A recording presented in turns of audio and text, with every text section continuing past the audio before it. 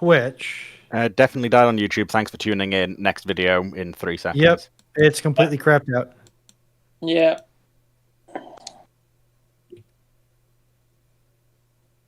Oh, it shouldn't have done.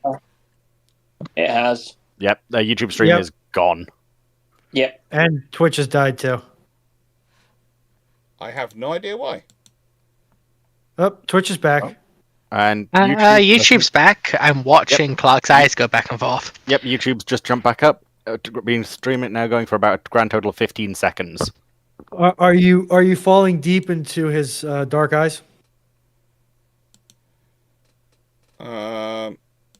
It's more a look of total confusion of what just happened. Yeah. But I mean that's okay. Fine. Yeah. I'm now. I have no idea what happened. Yeah. No idea what happened there. YouTube happened, or something happened. Yeah. It all went offline and said it was offline. Yeah, you were offline, and then it came back up. Yeah, but it's a new stream. It shouldn't be a new stream. It should be Bruships 180. IKB, just keep a handle on your language.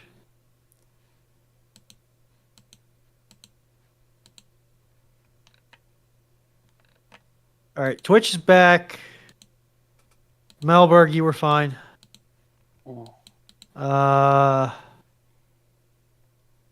YouTube, speak up.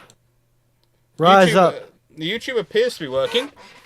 I have no idea what happened. I have no idea why it's decided to did what it did. The host is a perfectly balanced vessel, and we should have made more like her. I think YouTube's dead because the chat hasn't exploded. No, I got chat. Runon, is Fleet holding a gun to your head? No, I'm saying something deliberately ridiculous so that I have. Are you sure that's not where Fleet is currently? I've just blown one host up. I can blow another one up if needed. How did you come to be blowing up a host? I'm actually currently taking part in a D&D session, technically, and we've just blown up a French host look-alike that was defending the coastline. Good. Yep. All right, good. Chat has reacted to my absurd comment. We are back online on YouTube. Yeah. All right. My D&D group have been exchanging in our WhatsApp group D&D spells to spell wrong. So got things like Tasha's hideous daughter, Wall of Horse, wife transfer. You know, Wall of Horse, I'm genuinely curious how it might go. I might have to recommend that one to one of my DMs.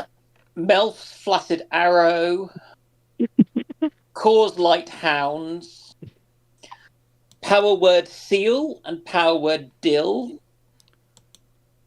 Pish. We have a variety of Pass Without Tracy, Pass Without Grace, Gas Without Trace, Ass Without Trace, spelt in terms of like the donkey, Disguise Elf, and Animate Dad.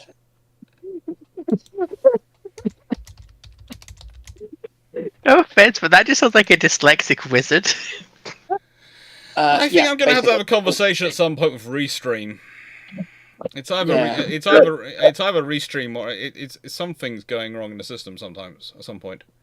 Yeah. I'm just. That vaguely reminds me of the NPC character we had. I need to dive out quickly to make a phone call. Okay. I will be back in a sec. So what's the next question? Matthew Blarians, if controlling drones requires a weapons officer, would the F-35 get 2 seats? No, but the FA-35 might. Although, looking at strike craft that are stealth, they are almost universally single-seaters.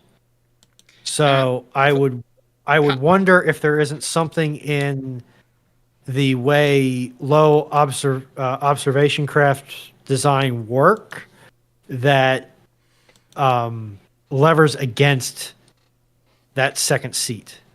It's basically space it takes up. Hasn't there been one stealth ground attacker that actually entered service? No, because why would you use that asset in that role? That's a very expensive asset to use in a role where it's very likely to get damaged, not to mention spotted. It's not something that's what they used F-111s for.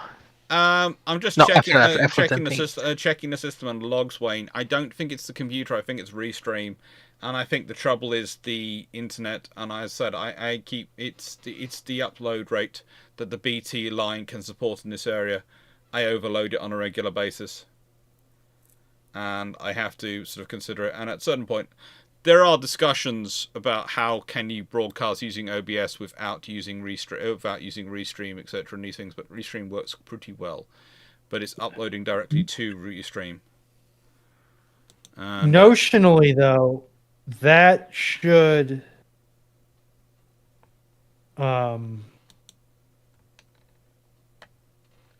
brain words work.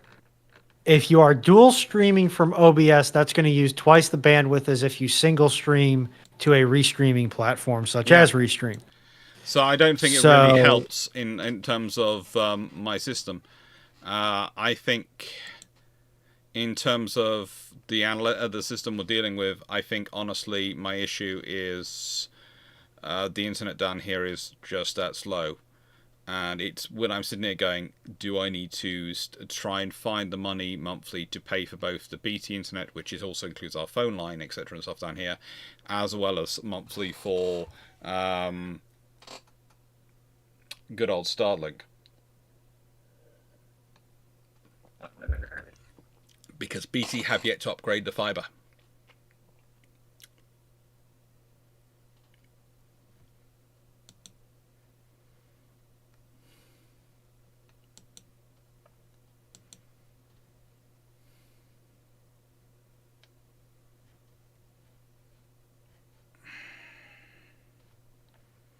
But yeah, it's fun.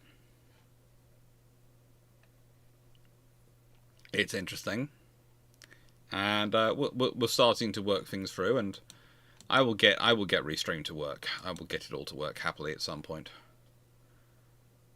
But yeah, not sure why it decided to do it. But we now dropped from we had over 100 viewers to now 48. On what? YouTube? All across both platforms. We had 110 viewers across both platforms, and we're now drove to 48. Now over to 54 overall. Yeah, some people might have been lurking.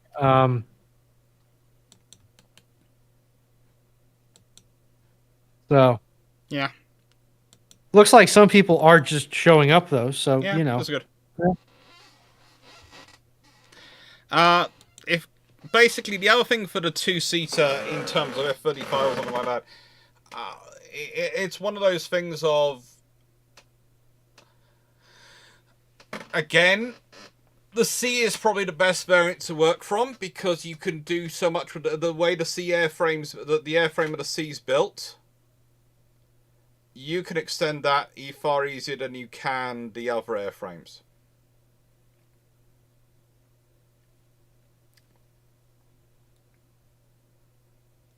Yeah. We're live on a Sunday.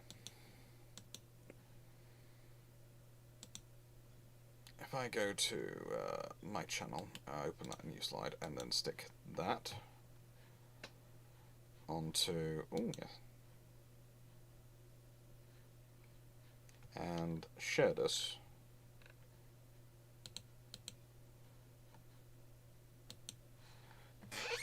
Oh, I'm quickly on. Just going to quickly, while everyone's watching, boarding ramp.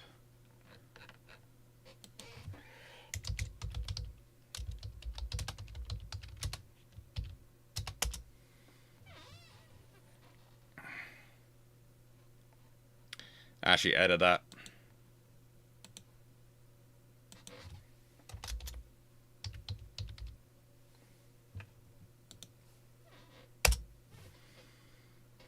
And then go back to the Q&A. All the way down to Bruships questions. Why is Powder Monkey now changed to green person? A green thing though. That's weird. Okay. Knight 6831, question 171. As the Emerald class was likely designed with quadruple torpedo tubes from the start, why did they get triples at first? Because that was what was available and worked.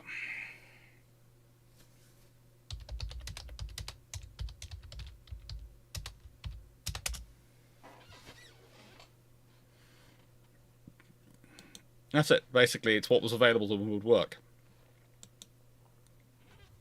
They would rather have the vessel in service than wait for... You don't want to go, why is your cruiser sitting around not being used for anything? Because its torpedo tubes aren't ready yet. But you have triple tubes ready. Yeah. Well, why not you just use those? But it's not got the quads ready. Use the triples, put it in service, update to the quads later when they're ready. You don't... Going, I'm not going to use a new cruiser. I'm not going to use that brand new cruiser because I haven't got the exact torpedoes I want. Yeah, doesn't tend to work quite well. As an argument, it's kind of weak source. To be fair, they already came with what, 4 triples? Yeah, 2 per side. Like, yeah, 2 extra torpedo tubes per side. Not that great of a loss to get them in service now. No, Rumsfeld. Rumsfeld. If you're the God Emperor, I'm Horus. That doesn't work out well for you. Oh? Why not try? Yeah. Why not try and be okay Gilliman? with that. Runon, doesn't that mean your soul gets destroyed for all eternity? Fine by me. And your name's cursed, and you kind of fail at most things? Then someone takes up your name and fails 13 times to conquer a single planet? Dragon, you've just described the last 28 years of my life. I say. I see no difference here. At least I'm dead. Because people remember Horus. The galaxy doesn't remember Lorgar. Yes, but we like having you around, I smell shenanigans in my chat. Okay, I see the shenanigans. I'm watching you, shenaniganeries. I'm watching you.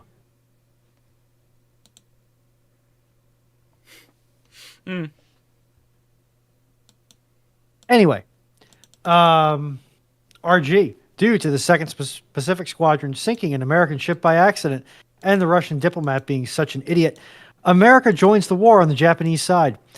What changes? What are the reactions? What changes? Well,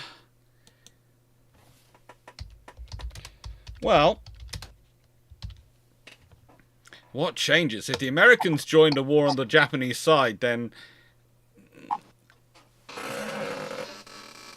theoretically it can get nastier. But in practice, the Americans, what are they going to do? Are they going to join up and support themselves, submit themselves to being under Japanese Joint Fleet Command, or are they going to turn up and try and take over? Are they going to send a fleet off to attack? Are they going? They're not going. They can't really intercept the Russians while they're on their way out there. They're not positioned to do that. So they can either chase them around the world to try and fight them, or they can reinforce the Japanese. But if they reinforce the Japanese, that doesn't really change the outcome of Battle of Tsushima. That just makes it nastier.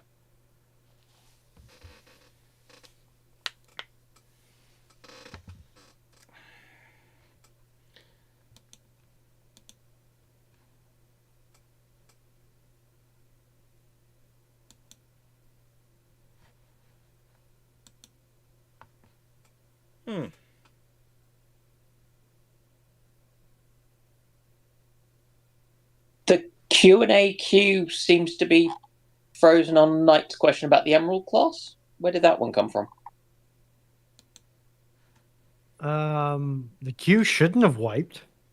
It's not wiped. It's just the Bruships Q&A questions. That was the last one that's come up for me. Unless it's just decided to crash. What? Nope, we got it. Oh, it's there. Okay, I'm just confused.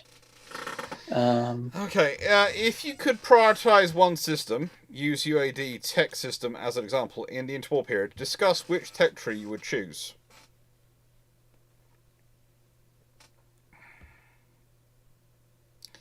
Fire control. If I can get radar working earlier, then frankly it doesn't matter what else. If everything else is the same level, if I've got working radar and radar guidance by mid-1930s for my ships, then that's going to change everything. If I have radar-guided AA gunnery and radar-guided ship-to-ship gunnery, then in the early mid-1930s, and I've got a lead on that versus my opponents, and no one else has got that, and I've got that. I've had that in for about 4 or 5 years, and they're just about getting it in when World War I or II begins. Then, yeah, I win.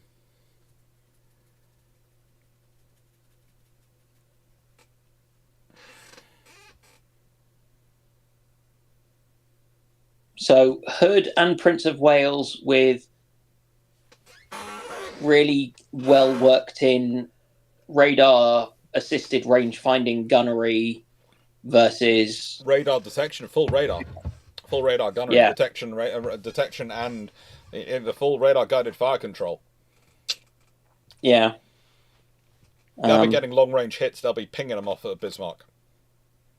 Yeah, how does that go for? But even before that, if you've got that level of radar going on at that level of capability, then the fact is, Glorious would probably have her radar on, at least, and that could well provide her with enough warning to be able to get away. There's other ships in that area which might have their radar on. Hmm.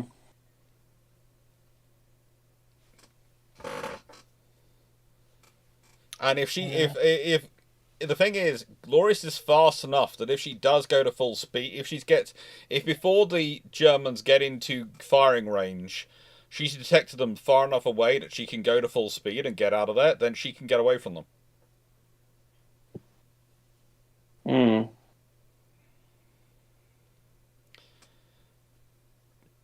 When we open questions, Kakutson, there is a whole system. Runon, could you do the thing which shows the questions? And you will do. Doing both chats, because it goes for both Twitch and YouTube have the same system, works both. The reason we have this system is it combines the questions and doesn't lose them, so we don't lose them in the chats for either one. If you have, like the thing earlier where it dies, it doesn't matter, it can still continue, and we don't lose the questions. We can still work the questions, and it's just thanks to Powder Monkey, which Runon's very kindly built for us. It's a work in progress, and you can blame Pirate Software for giving me the idea, and StreamerBot for giving me the tools, and ADHD for giving me the stubbornness. You've added a second line onto the question, which you're putting into my voice, or we'll have to send Runon to the host for incompetence. Yes, I couldn't think of a worse prison.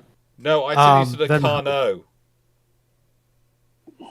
Look up the Carnot and then look up the Hosh and tell me the Carnot isn't worse. How do I spell Carnot? Carnot. Oh, you mean the floating hotel block? Yes, arguably that is worse.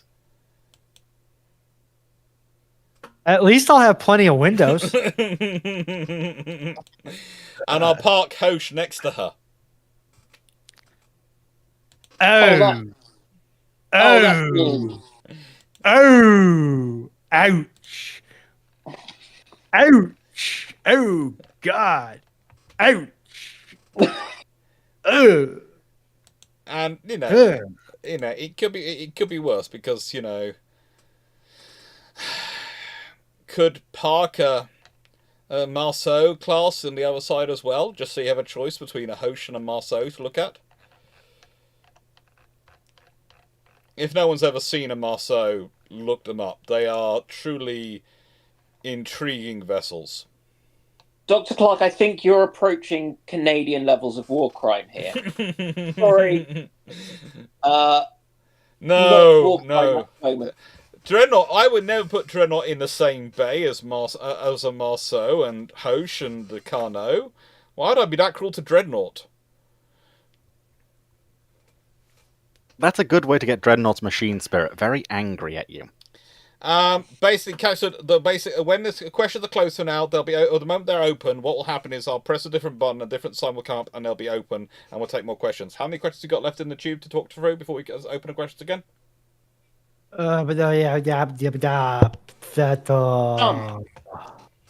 Somewhere between some and many. Well, we took about 40. There's 25 more, so we get through another 15, and I'll reopen it. Okay. Black Horse, which country had the worst and best damage control in World War II? Probably best depends on Royal Navy, US Navy, depending on which time you're talking about. Worst damage control... Japan. Oh, it's probably Japan, but there is also also quite a good argument for Russia.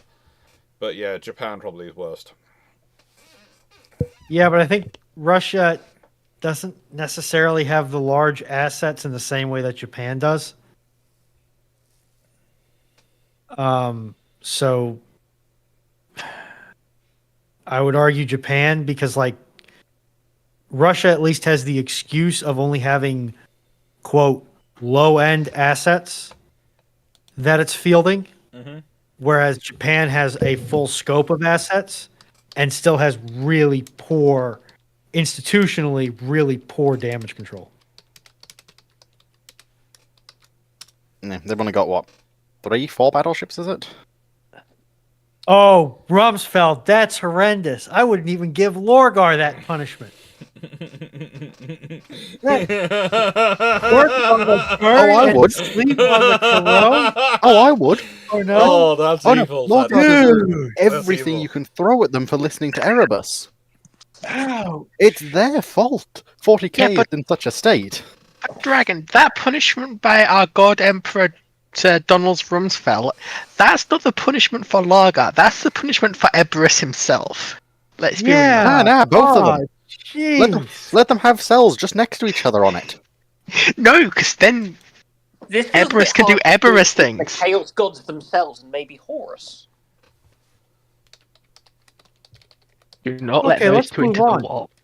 Um, You don't want to create a fifth worst Chaos in God. Waka, is there still room for a large missile cruiser in the Blue Water Navies, armed with multiple silos for multi-purpose missiles and 2 single-mount multi-purpose deck guns? You just described the Zumwalts. It is a pretty fitting definition, actually, yeah. Would you like to have a cookie? No, they are destroyers because politics.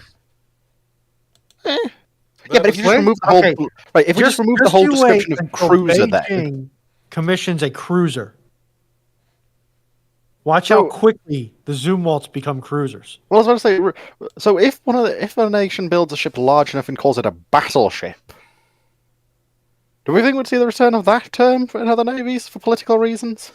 Unfortunately, I no, can Dragon. It's going to depend. If China launches a ship called a battleship, you can guarantee everyone else will. But the thing is, it's going to be, and I'm going to get in trouble for this, but I'm going to say it, a dictatorship which will do it before a democracy. Because the democracies don't want to look like they're warlike. So they want almost certainly right. They want to pretend. But the moment that someone gets to turn around and goes, well, China has a battleship and we don't, watch. The entire rebranding of the Tychos from destroyer leaders to cruisers was because there was a cruiser gap with the Soviets. Yeah, Knights Agrarian, the point is the People's Liberation Army Navy do not call their Type 55s cruisers, they call them destroyers. At the moment. But don't worry, there is a slightly bigger one coming.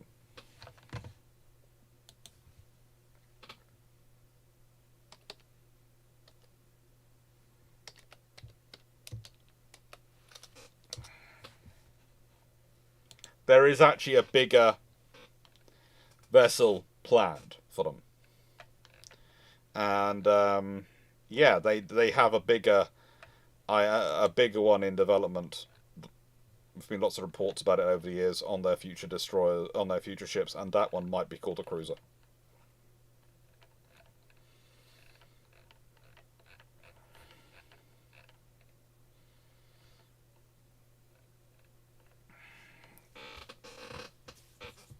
Let's remember also the Type 55s are technically called the Ren High class. They're named for some very interesting places. But yeah, there's the 52s, the 51s, and all those. But they are talking about something. Let me put it this way: the Chinese have recently been taking a very active interest in the Kirov class.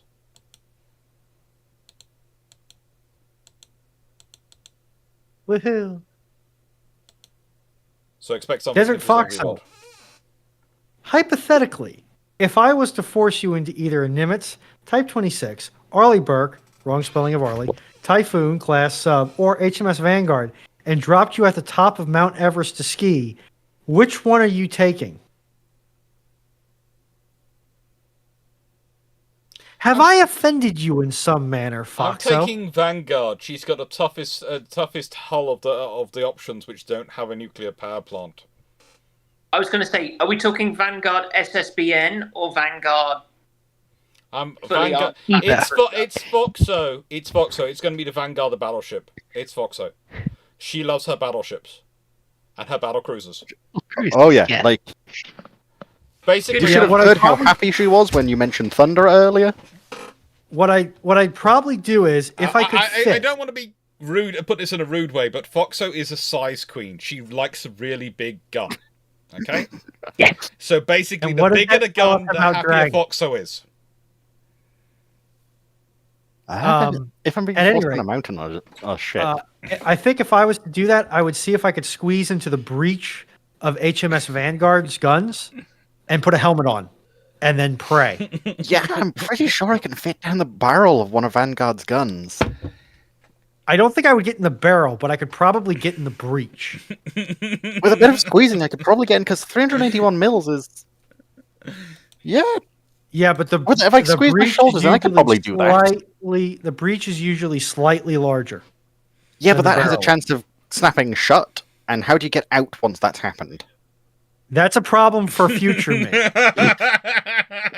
Now, see, I'm thinking of the future me here.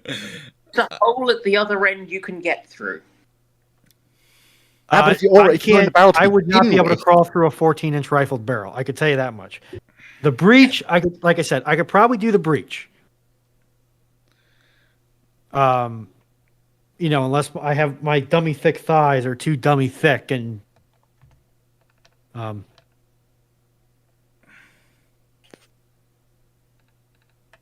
Yes, Cactus, she does like multiple large guns. It's why she enjoys Thunderer. Why do you think she wants incomparable? No, Alex, what happened is Ramal put the question in earlier, didn't realise it had been accepted, tried to put it in again, and it just happened to be turned up with us putting this on. Now, here's the question from Ramal. Do you think the Mark 42 5-inch 54 gun has a quicker rate of fire than the twin 5-inch 38 Mark 38? Even though the Mark 42 is a single gun, they are faster than twin guns.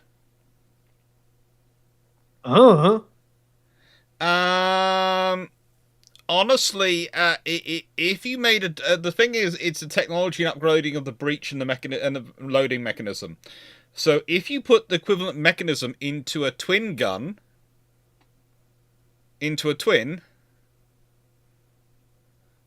then it would have a rate of fire.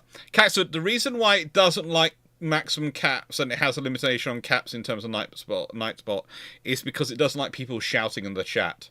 Basically, it's a method of trying to stop people having arguments in the chat, because we run a sort of system of a kind of as long as it's all respectful, we'll discuss, broadly speaking, anything. The reason we don't use swear words is because if my little cousins learn them, I'm the only boy in 40 cousins. If the elder cousins find I'm teaching their kids, the younger ones, bad language, and they'll always blame me, despite where the various dads work in various things, I will be the one who'll get the blame, and I will get killed. So, as they outnumber me, there are a lot of them. There's only one of me, there's many of them.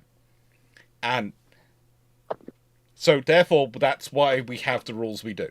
Literally for my self-preservation. It's not because I want to restrict the conversation in any way, shape, or form. It's literally for my skin.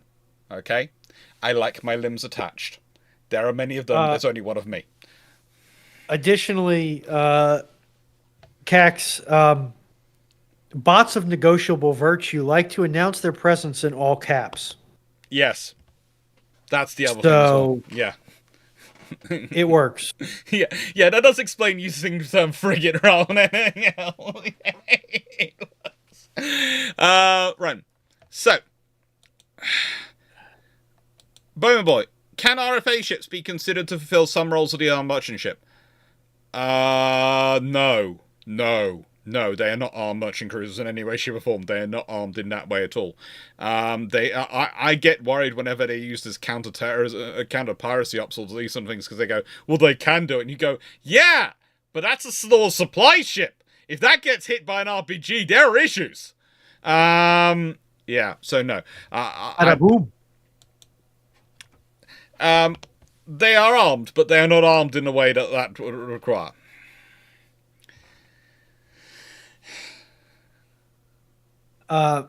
Leslie, I could head to the magazines, but I would be quite concerned about rattling around the magazine space like a BB in a boxcar. I suppose you could strap yourself into the shell holding positions. Okay, yeah, fair enough. Stafford, how would the USN use a fleet of PBRs if transported back in time to World War II? Why would the USN want a fleet of Pabst Blue Ribbon?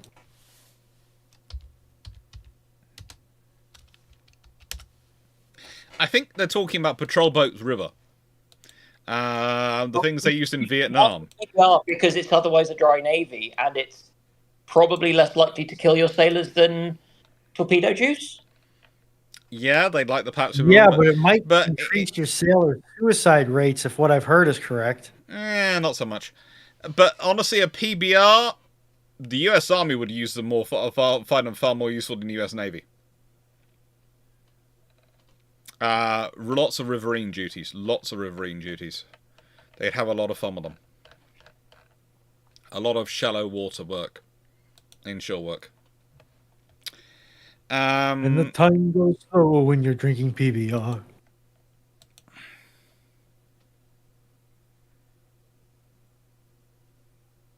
Matthew Blarins, how would a supersonic carrier variant known as the Sea Kestrel affect the Falklands conflict? Well, it would be a lot faster for its patrols, and that would be kind of useful for intercepting enemy aircraft when they're coming in. But basically, the main advantage, supersonic aircraft in some scenario have an advantage as long as they have airborne early warning aircraft to direct them. If they don't have those aircraft to direct them, then they have trouble. So, yeah, you probably... it's a case of, great, you have that, but better have at least the helicopter-based airborne early warning. That's almost the interesting thing to me, because of course people talk about airborne early warning a lot, but if you had helicopter-based airborne early warning in the Falklands War, like they put in quite quickly, and considering how well that would have probably worked against the Argentine threat and provisioning of the aircraft, that might change the people's entire impression of helicopter-based airborne early warning from being something which is a second-rank substitute to being something which is, oh, it's just as good but in different ways. Code 88, a patrol boat river, if it is anything like what I am thinking of, i.e. the boats that the USN used to insert special forces teams in Vietnam, the Japanese destroyer flotillas that were assigned to Tokyo Express are going to have a field day with them. Unless they've got some of the smarter guided and semi-guided missiles systems.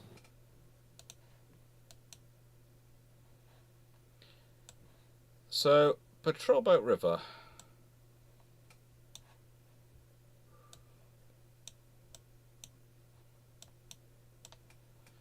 I have got a picture for you all. Because it seems a picture is needed. Bomb bomb. There you go. They're cute. But are they cuddly? Yeah, Japanese destroyers are going to go, nom, nom, nom, nom. The US Army did have ducks, but these would be very useful for riverines, or river options. You know, it's a nice river tool. Anyway. What do they got? Like a little 20 millimeter or some 50 cals on the nose? That is adorable. It's cute and cuddly. Like my personality. Aha. Jerry's slightly out on that one, Runon. Aw. You've more got the whole terrifying aspect currently. I thought that was Foxo's job. No. She's the ominous presence in the background. That you know's there, but the woman's never been in the background of her life. I'm not so much in the background as I am in your walls, Dragon. Uh-huh. Waiting for you to open a book that might have a bomb in it. I can't be sure which book it's in, though. You can't actually finish that quote, Runon. Actually, I can. She's in the Goram walls! Touche. Good lord. Right. I have to... And that was not a curse word, so I can get away with it. Mm-hmm. Quick thought: would those Vietnam era swift boats, a la Apocalypse Now and things, did they have kind of first generation thermal imaging or kind of night vision kit? Because that could be a bit of a game changer for the Guadalcanal campaign, especially if you gave them some missiles, some tows or something. Well, notionally, they should have 10 toes per crewman, right? Yeah, see, Hegstead gets it.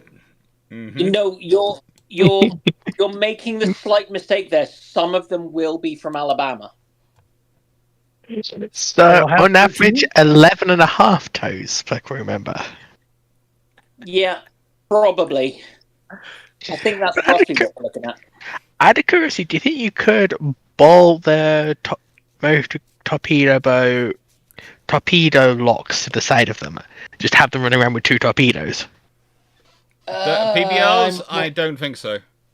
They're not really designed for it. They haven't got structural support for the weight of a torpedo, even the small ones, which the PD boats would use. They were fast little things, remember correctly. They were. They're very fast. But they are tiny. Black Horse. Which country had the worst and best damage control in World War I? I'm going to say the Americans and the British, respectively. Wasn't this one? Oh no, because the British actually had quite good damage control. In World War I. That's why I said respectively. I'd say everyone had pretty bad damage control at the beginning of World War I because they had a complete misunderstanding of how to do it. By the end of World War I, they mostly had a very good idea about damage control.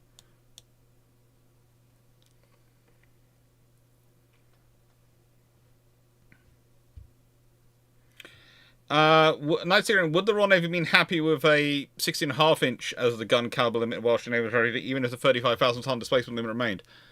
They were happy with 16 inch. They'd been even more happy with 16.5 inch. 16.5 inch would have seen a very interesting class of vessel get. Also, probably would have seen them just use the 16.5 inch, which they had on system, which was basically a 16.5 inch version of the 15 inch gun. And the 13.5 inch line, it comes from that line of gun. And it would literally have been a 16.5 inch version, firing 16.5 inch version of the Green Boy.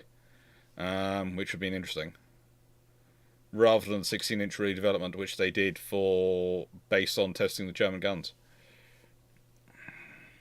Well, don't worry too much, Dr. Clarke. The Bismarck fanboys will still claim that she was scuttled. Yeah, no. RG, in 1939, a month before the war begins, the Germans wake up after a storm to find a fleet. Alongside their existing fleet, 75% the size of the RN. All of the ships are competent designs. What changes? The logistics people and the oil people cry. Where are they getting the crews from? Where are they getting all the things? And nice way, if it happens in 1939, a month before war begins, the panic build orders from Britain and France and other powers is going to be massive. But also, the thing is, that's before war begins. The trouble is, the Germans are really not structured for defensive warfare at that point. And if they've got such a suddenly massive increase in fleet strength, then the other powers might just react. Copenhagen. Yeah. I can quite easily see the first Sea Lord contacting his French counterpart and saying, "Hi, would you like to go shoot fish in a German barrel?" And there This being does seem like Bomber Command's favorite target. Yeah. Sorry, Bomber Command can't hit ships, but they can if they're sat in the harbour, not doing it and moving. Because Bomber Command did this to Charnos and Gneiss now a good couple of times. No, Bomber Command successfully demonstrated on a good day they can hit the correct country. And they have a pretty good rate of hitting the correct continent. Just don't expect that much more from them at this stage in the war. Look, no, Yeah, they this can sort of- they can hit the correct postcode, and you send enough of you send everything you could. Which is clearly down to 1,000 bomber raid on just this naval No, base. you'd probably add in carriers launching their torpedo bombers. True.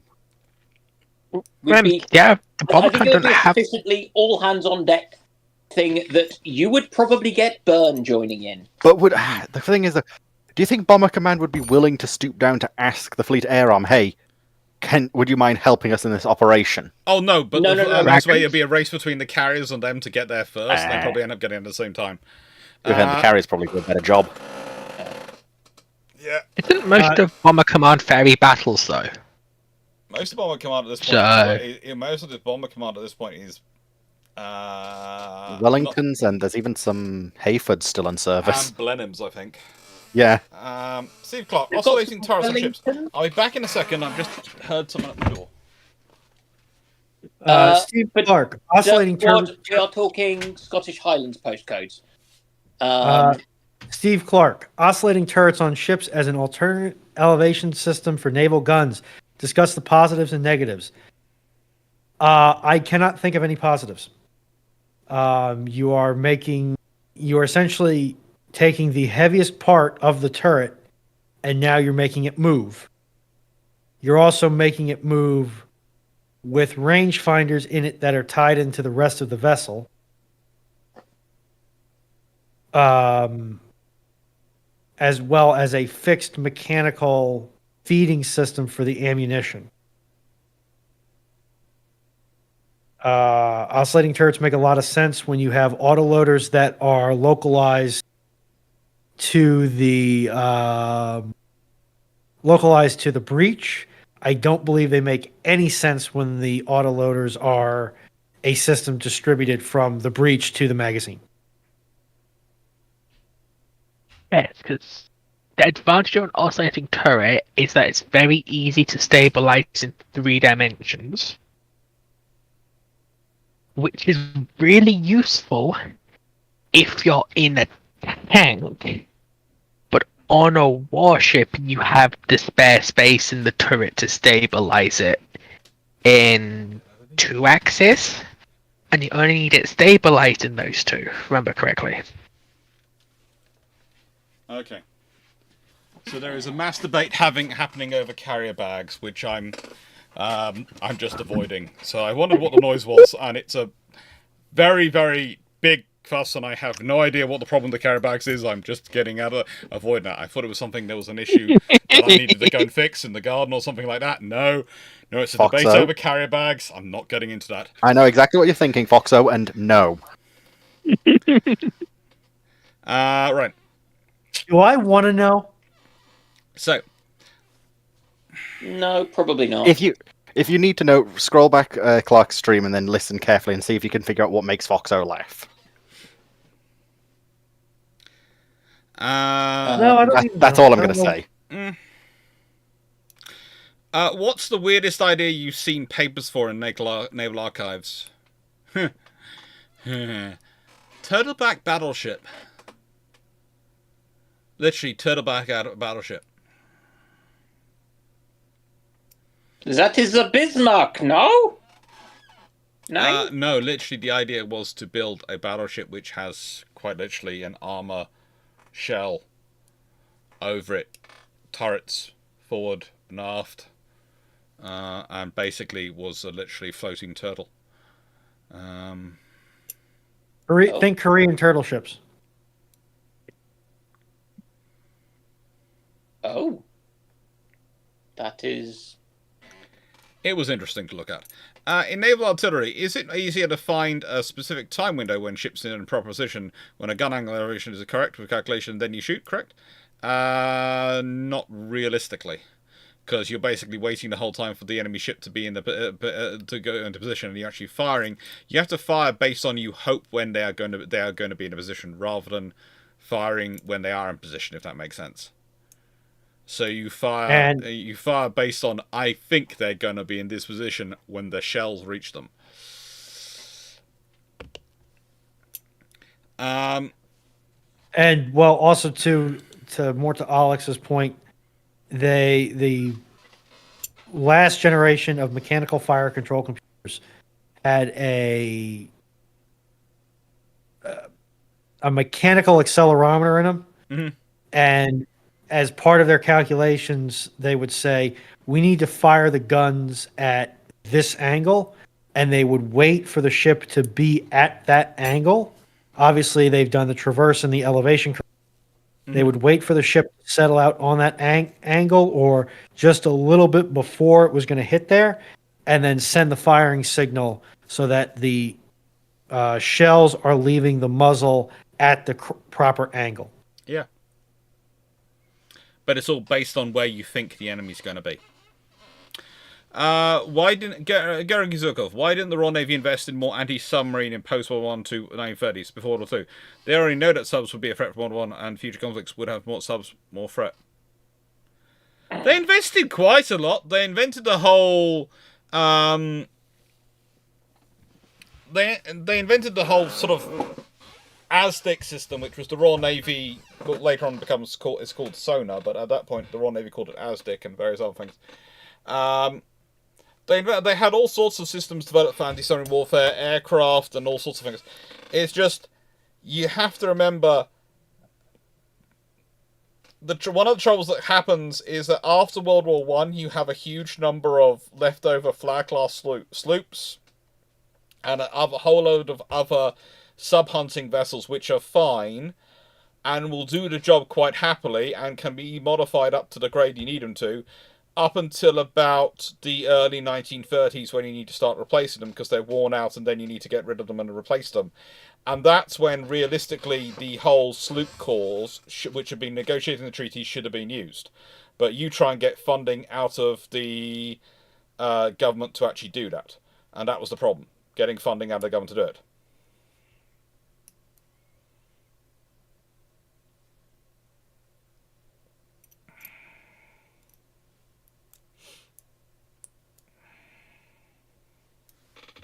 I suppose the other thing is they had invested quite heavily in making sure the Germans couldn't have submarines, and the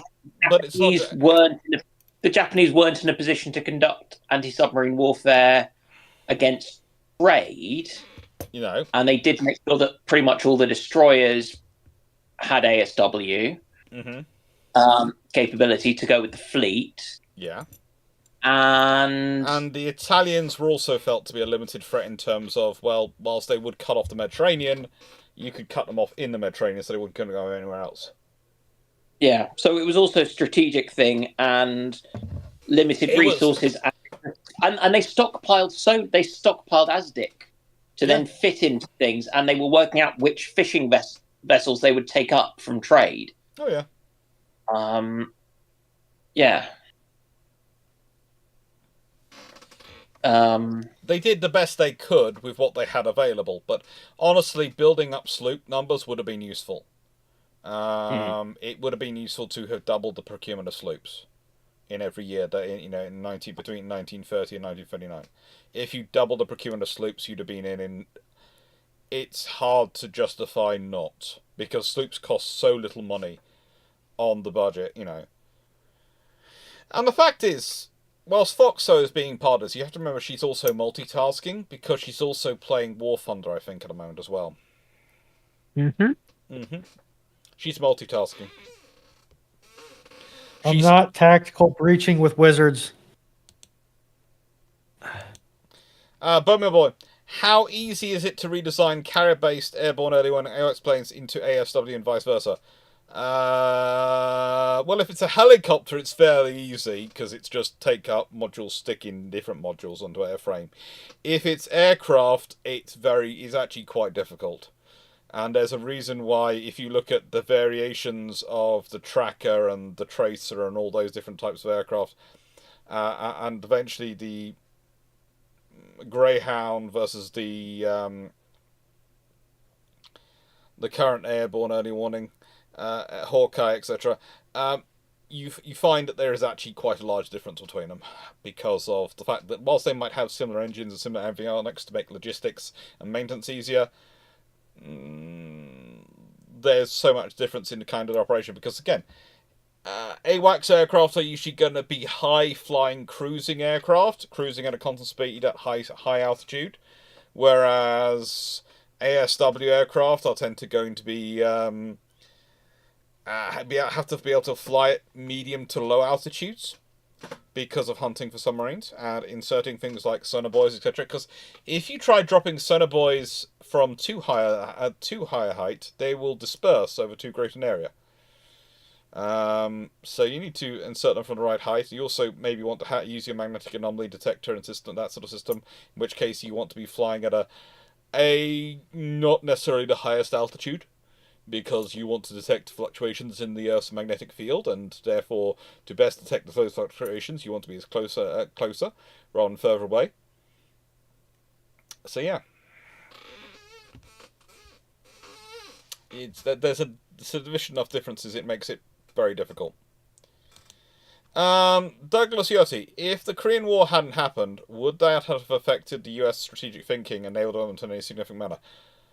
Well, considering the amount of ships and the things they had to bring out of mothballing for the Korean War, and the lessons the Korean War taught them in terms of logistics, combat, and amphibious warfare, and reminded them of the lessons, and reminded them the importance of maintaining knowledge of those lessons, things which they'd forgotten, it could have been very different. I think also there's the fact that the Korean War does help the US Navy with its argument for its carrier aviation in the early Cold War. So yeah, if the Korean War hadn't happened, I think there are a few things which are pretty different. Hey, Foxo. Yeah? Do you play Naval? No. Okay, there's your answer, Cactus Dud. But it's just... Karen? Okay, with that previous question, if the Korean War doesn't happen, doesn't that mean that the Western NATO bloc doesn't learn about the Soviet transonics as quickly? And the importance of being transonic as quickly? It probably will take them a generation of aircraft longer to work it out, yeah. Desert Foxo, you've sent us a question. Thoughts on the K2, K3, J3 class battlecruisers? How do they compare to the G3 alikes, and how would they be useful if there was a K2, K3 running around instead of Nelsons? Well, let's find a nice K3. I have all the pictures somewhere.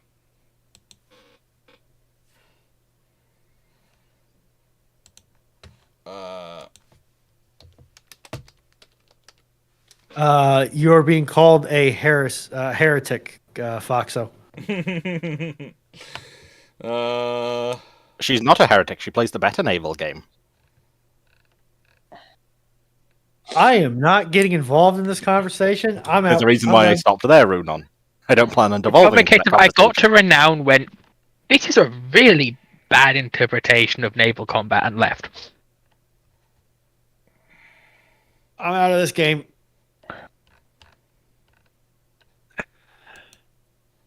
I'm very eepy today. Mm-hmm. Very whatty? Sleepy. Oh, It's a term. It's a more cutesy term for sleepy.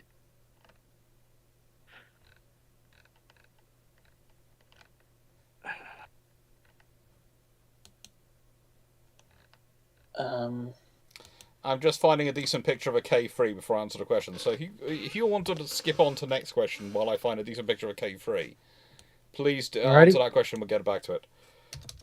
Jonathan Moon, what is the first capital ship to break the standard of being armored against its own weapons? HMS Invincible. The battle cruisers. And then looking at battleships, I think it was... I think it was the US with the North Carolinas of the late 30s, early 40s, because they were designed for 14-inch and then had a last-minute swap to 16-inch, but were armored against 14-inch, if I remember correctly. But I certainly remember hearing people muttering about HMS Agincourt, the one with the 7 turrets having paper-thin armor, but but she had 12-inch guns. So whether it was that you were putting a 12-inch gun-armed ship up against up to 15-inch armed enemies that was the problem, I don't know. I've not bothered looking into it. Because, yeah, I've not bothered looking into it. Is asking, would you not argue that the Tsukuba class would be the first, or is the Invincible first? Which ones?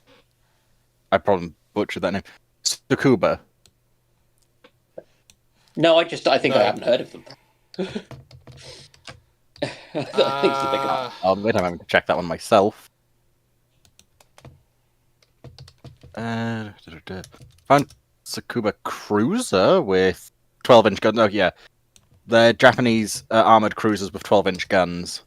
Okay. 1.1-inch belt at most. The only thing is they're calling them cruisers, which means they're not calling them a capital ship. Yeah. So they're acknowledging it. In 1912, she was reclassified as a battle cruiser. Yeah, but she's reclassified after construction, so that's kind of a case of like the poor Blucher.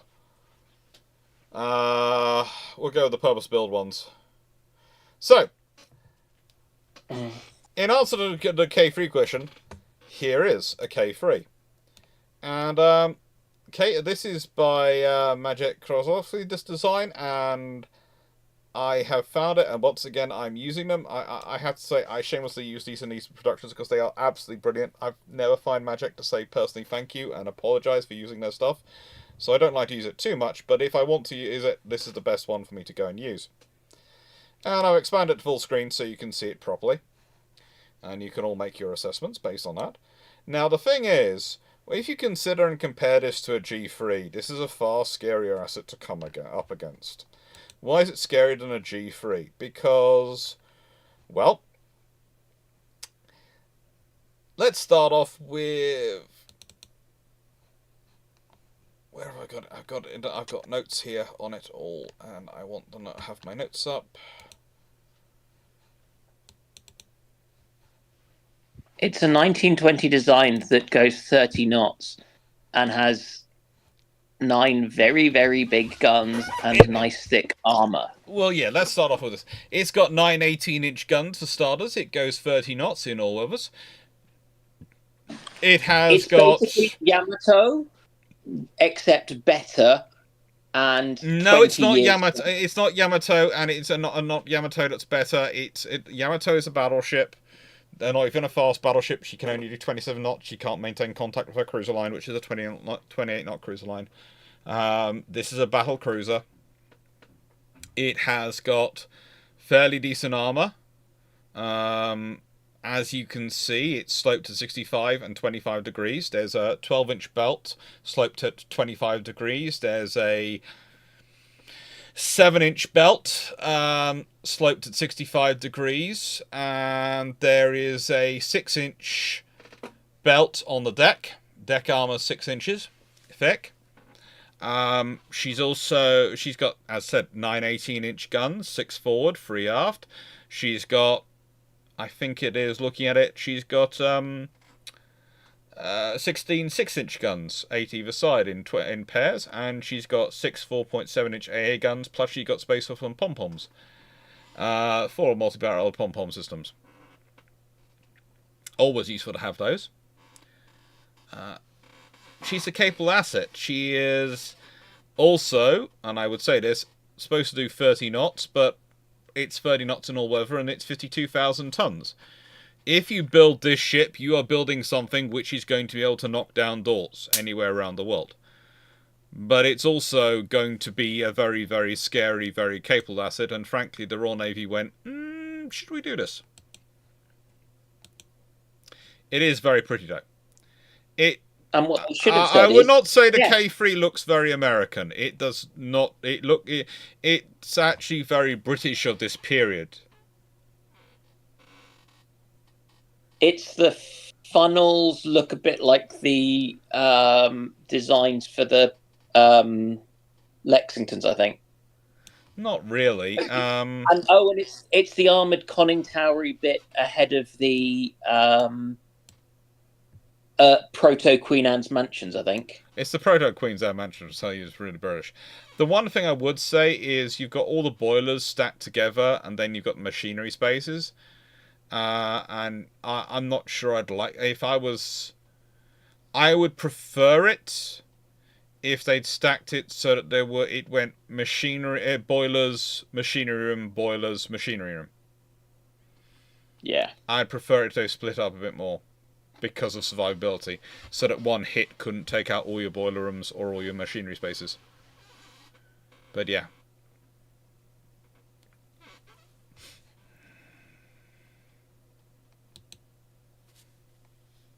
And they too would have been an admiral's class with Nelson and things. Yeah, they would have been Nelson, Rodney, those sort of things. Colin Cameron, which of the proposed 2 front, 1 middle turret RN designs do you think should have been built in the no-treaty era? The G3 and N3s were going to be built, and that was it. Honestly, if they're the only ones that really have the 2 turrets forward and 1 turret in the middle designs, as you just saw from the K3 and quite a lot of designs, they have 2 forward, 1 aft. I did once have a conversation with a friend who was going, no. They were never going to do that. That was the British design was always 1 in the middle. And you go, let me go through all this design history for you, and you'll realise that they only get to the 1 in the middle when they start trying to really they add in 2 extra dry docks they want to use in the Empire without upgrading them. Then they started getting obsessed with the idea of moving in the middle, because they can narrow down the ship in terms of its length if they move things around, and they condense the hull slightly more. Knight, given that we're almost at the 3-hour mark, I am not 1,000% certain we're going to reopen questions, but there are roughly 5 to 10 left. I'd like to reopen the questions, because I don't think we've had questions opened in this run of the stream. All right, fair enough. Because this one, don't take it the wrong way, the way the stream died, and then this one, we had to go to this one thanks to Restream not liking BT. I looked up the thing, and I think BT throttled my internet upload. I'm gonna give you. I'm gonna give chat Playing BT. Mm-hmm. 2 to 3 minutes. If anyone wants to send a tweet at BT to annoy them, BT Telecom, that is, in the UK, you can Yeah, do. but then I have to use Twitter.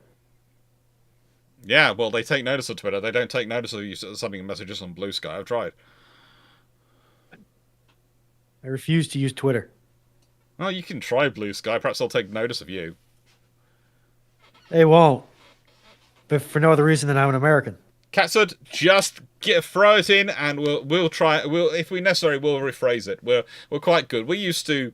I'll use his name because he's used to us using it because he throws across so many questions. 96831's questions sometimes coming in and us going, okay, let's reword this because this doesn't quite match what you want it to be.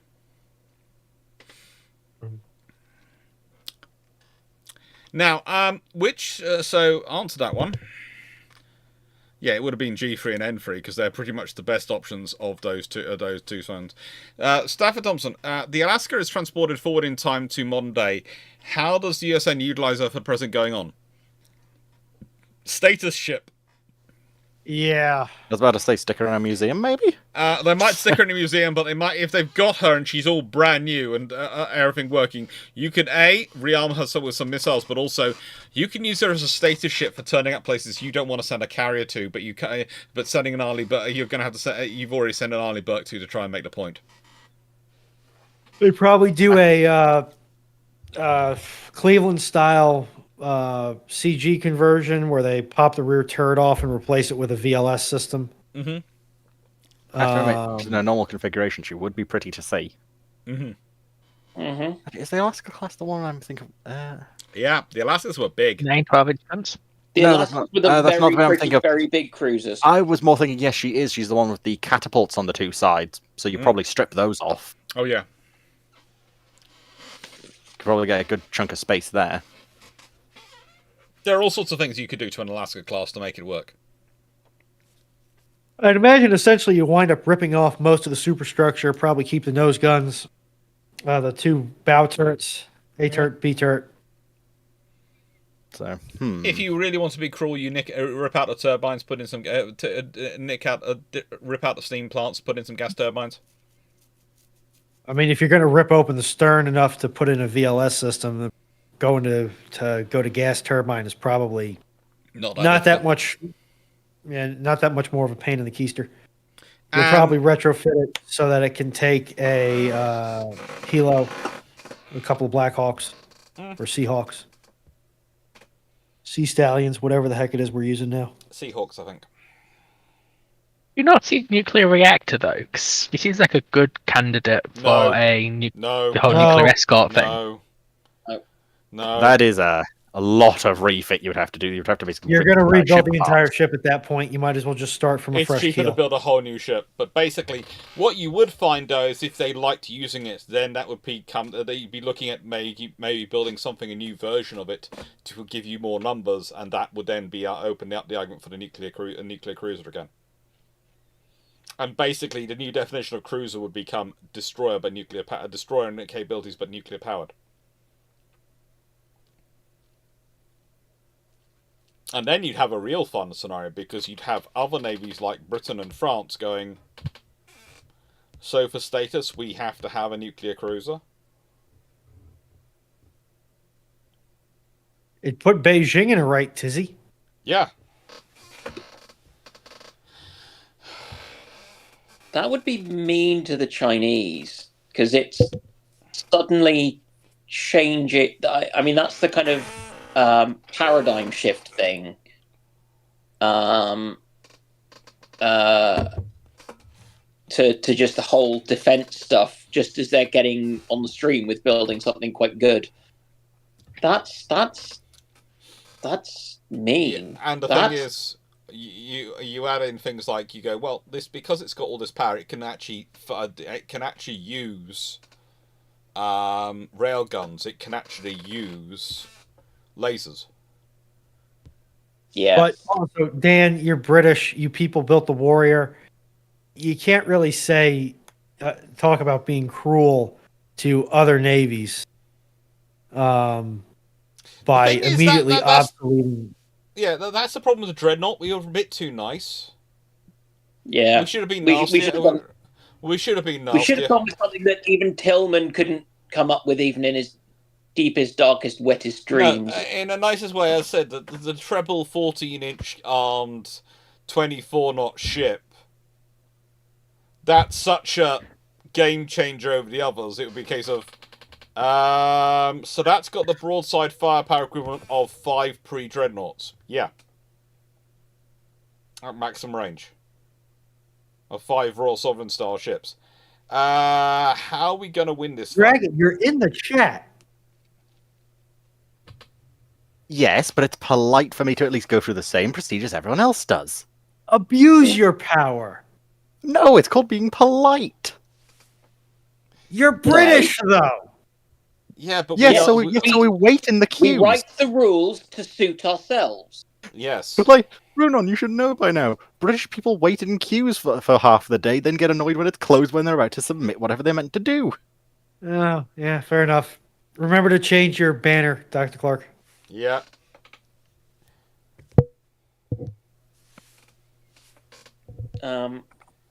I still get. So, assuming Ireland up defence spending, what fleet composition would it be appropriate for them? They might get a second oar for their rowing boat. Oh, honestly, if they up their defence spending, it's a case of what do you want to spend that on? They arguably need something of frigate level as a flagship, and they need a few of them. That'd be useful. Especially as they're dependent upon anti-submarine warfare. They're dependent on so much maritime trade and maritime connectivity. It would also be something they could sort of technically say they would support the good old people of NATO with if war got really interesting. They also need some air defense systems. Just completely abuse your power. That's how you do it. But for Ireland, it's not even get new ships. It's get rifles that aren't first generation M16s that are about 30 years long in the tooth. In the nicest way, first generation M16s, they like them because they're not warlike. As I was told a few years ago by a then serving lieutenant colonel in the Irish Army, we want our people to understand that we are a nation for peace. And I went, you can definitely be a nation for peace because you hide behind a lot of nations which are semi-prepared for war. Dr. Clarke, but I was being all the time. Can I get that quoted so that I can throw it around in U.S. domestic politics? Please do, but make sure you get Katsud's question because they were a bit too late. As well. Don't worry, we'll get it. Katsud, we'll just add it in ourselves now.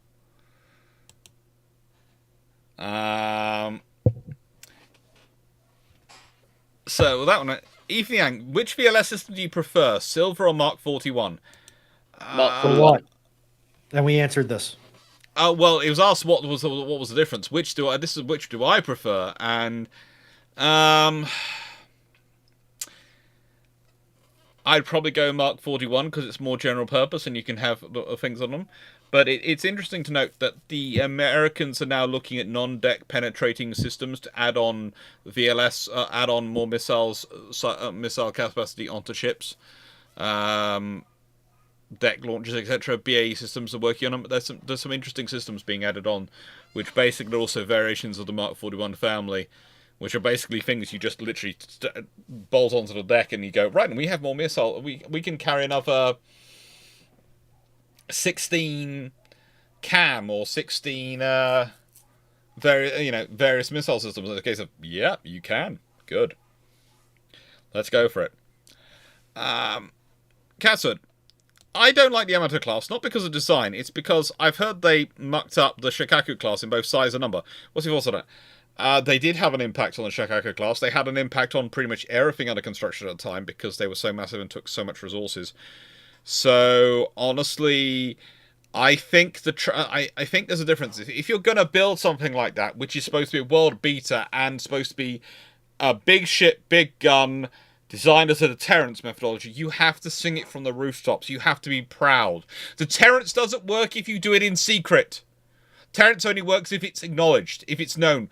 If you had an SSBN force with ballistic missiles on, and not only do you deploy them around the world, deploy them in the oceans on secret, all these things so people can't track them, but you then were secret about them, denied their very existence, they wouldn't be a deterrent.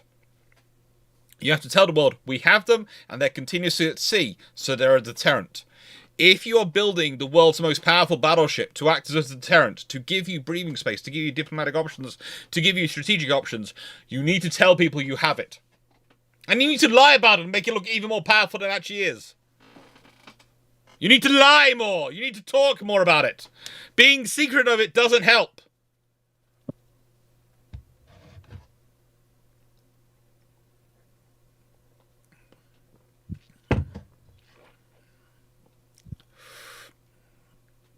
James C. Stanley. It is 2026. UK's new PM, Mr. Farage, asks you for your plan to raise defence budget by 2.5%. To 5% by 2035 and 3% by 2030. How? Well, if you give me that more money, I'll spend it.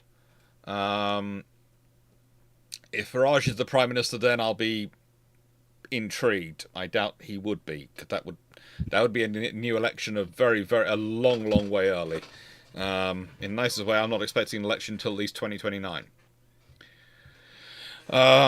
So yeah, that's the reality we've got to deal with. But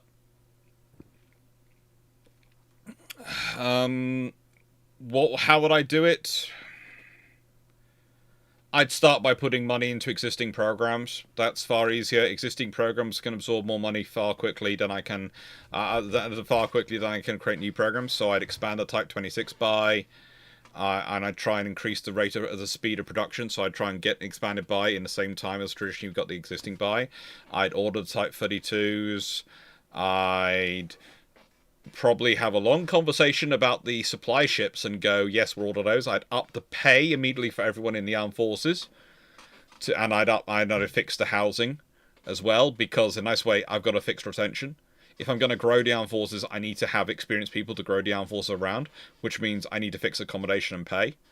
And especially in things like the Fleet Auxiliary, etc., where people can easily find jobs in Civvy Street.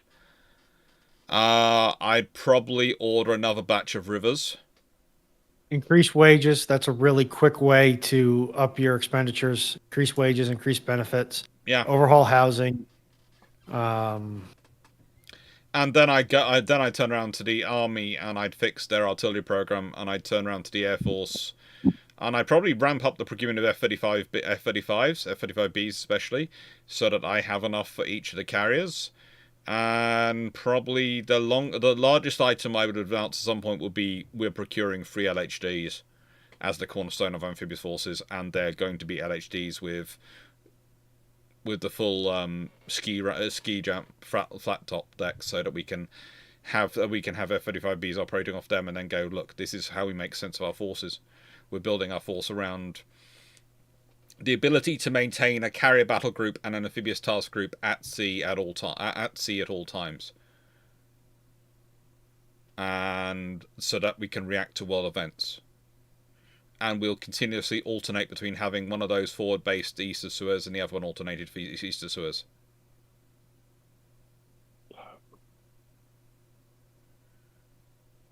Oh, you could build a lot more. It's not the cost, Caxtons, that's the problem for the Yamatos. It's the deck space and engineering. It's the engineering commitment in terms of steel manufacture and the focus of build time. You could probably get a second one. Knight 684 and don't. In nicest way, don't jump ahead of these things. There's all sorts of talk. I sincerely doubt anyone will be that silly and that stupid. There's also the fact of what you always have to remember is people govern in rhetoric and argue in rhetoric, and in my experience, and I don't want to get into politics too much because because this is a history questions answered, but we do occasionally cover a couple of politics where we can do it in a way which isn't going to cause an argument and isn't going to degenerate into name calling, because that's not the style of this channel. But I don't expect the F-35 to be axed. There's far too many companies involved. There's far too many congressmen involved. There's far too many international partners involved. And the fact is, whatever might be tomorrow's system, you won't have that till tomorrow, and you need the F-35 today. Also, the fees you would get charged for cancellation would be so astronomical, because you'd have to compensate all the countries who are now not going to get something that they have paid for. Yeah. So that would make it it would be cheaper to just keep building them. Yes.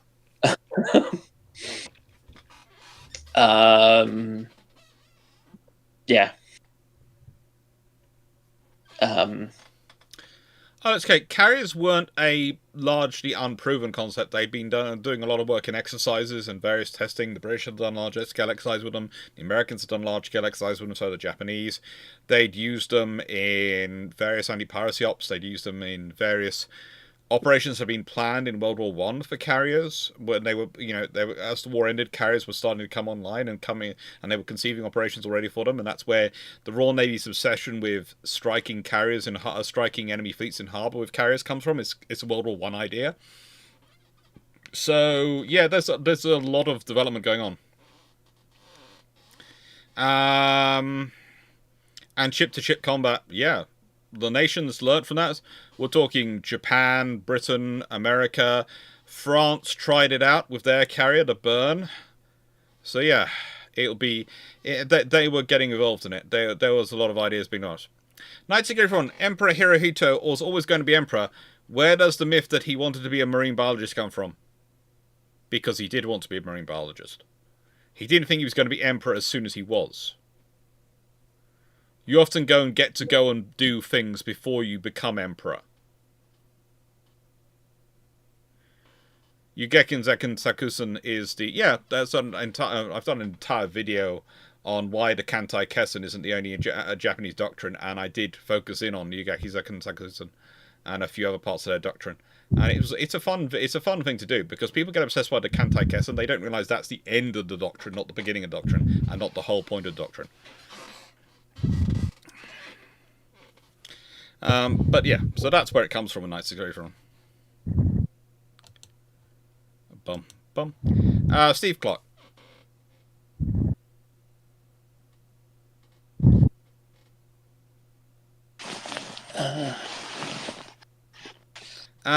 Steve Clarke. Pre-radar ranging. Did anyone consider a sub-caliber spotting rifle system like tanks 950s used to preempt naval guns? Not really, because honestly, to hit the ranges you're talking about, you need a gun which is pretty much the same size as you're talking about. Although this does lead to fun, because there are people who like to argue with me about the salvo strength you need to salvo at range, to measure range. And they go, no, you need 4, not 3 shells. And you go, well, yes, 4 does deliver you more accuracy, but usually you fire mock groups of 3. Why? Because that's enough. Yes, one could go wildly weird, but especially if you're firing 3 from the same turret and the barrel, you should be getting similar results, and you should only be getting bad results if you've mucked up with loading the shell, or there's been some sort of issue with the quality control. So 3 is usually enough.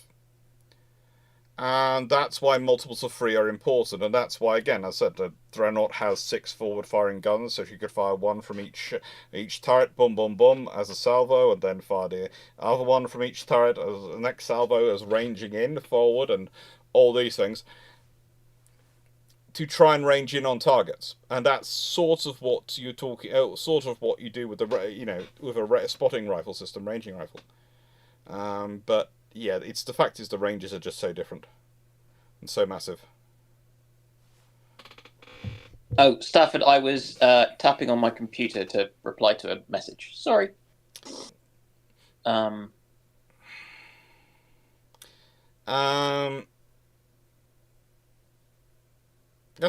saw that in a video. I loved it. I'm glad he did.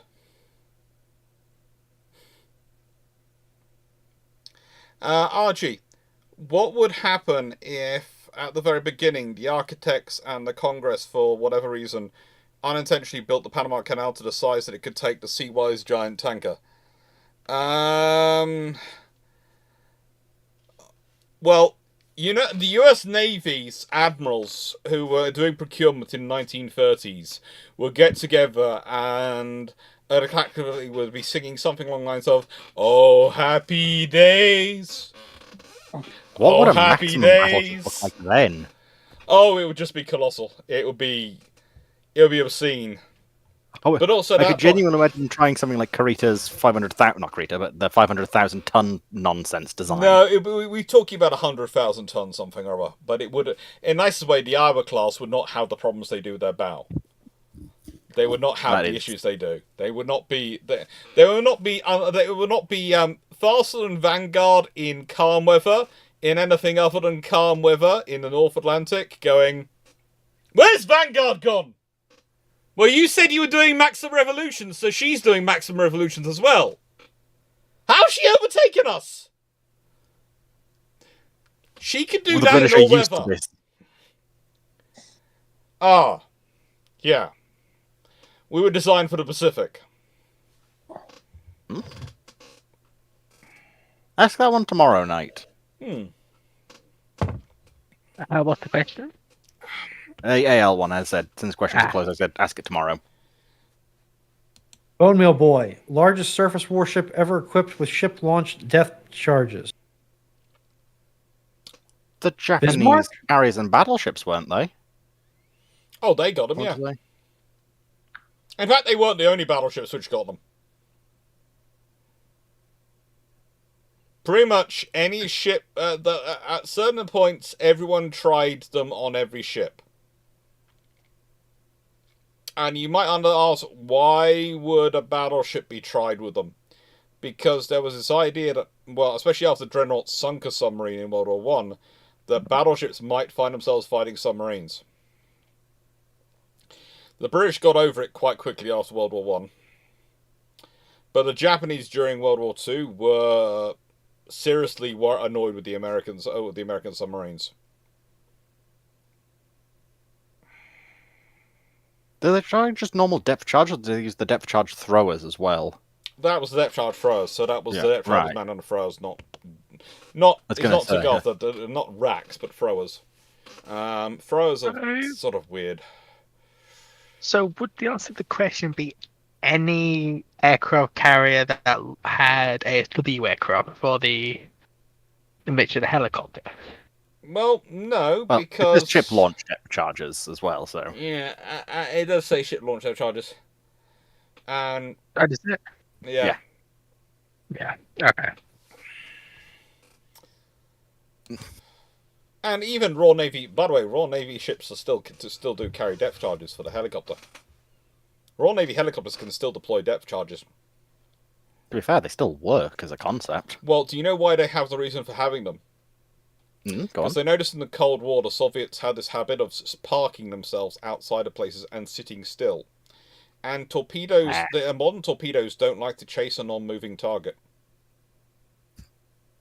So if you can find them, fly over and then just drop a little present. Yeah. You have one helicopter fix their position, go, they're sitting there, they're not moving. Oh, good. Fly over. 4 depth charges drop to the precise depth. Oh! You no longer have a functioning submarine. Oh. Well, I was going to say, they have 2 options at that point. When you start dropping the depth charges, they either start moving or never move again. The hopefully logical thing for them to do if they've took a couple of depth charges is start moving upwards and raise a white flag. Javmensch, don't worry, I'm dyslexic in the nicest way. My spelling, I sometimes have to trust the Microsoft Word, so I'm not going to critique anyone else's spelling. Nice to everyone. If the Admiral Hipper class had been built with 16 8-inch guns in 4 quadruple mounts, how much bigger would they need to be? I don't even want to imagine what that'll look like.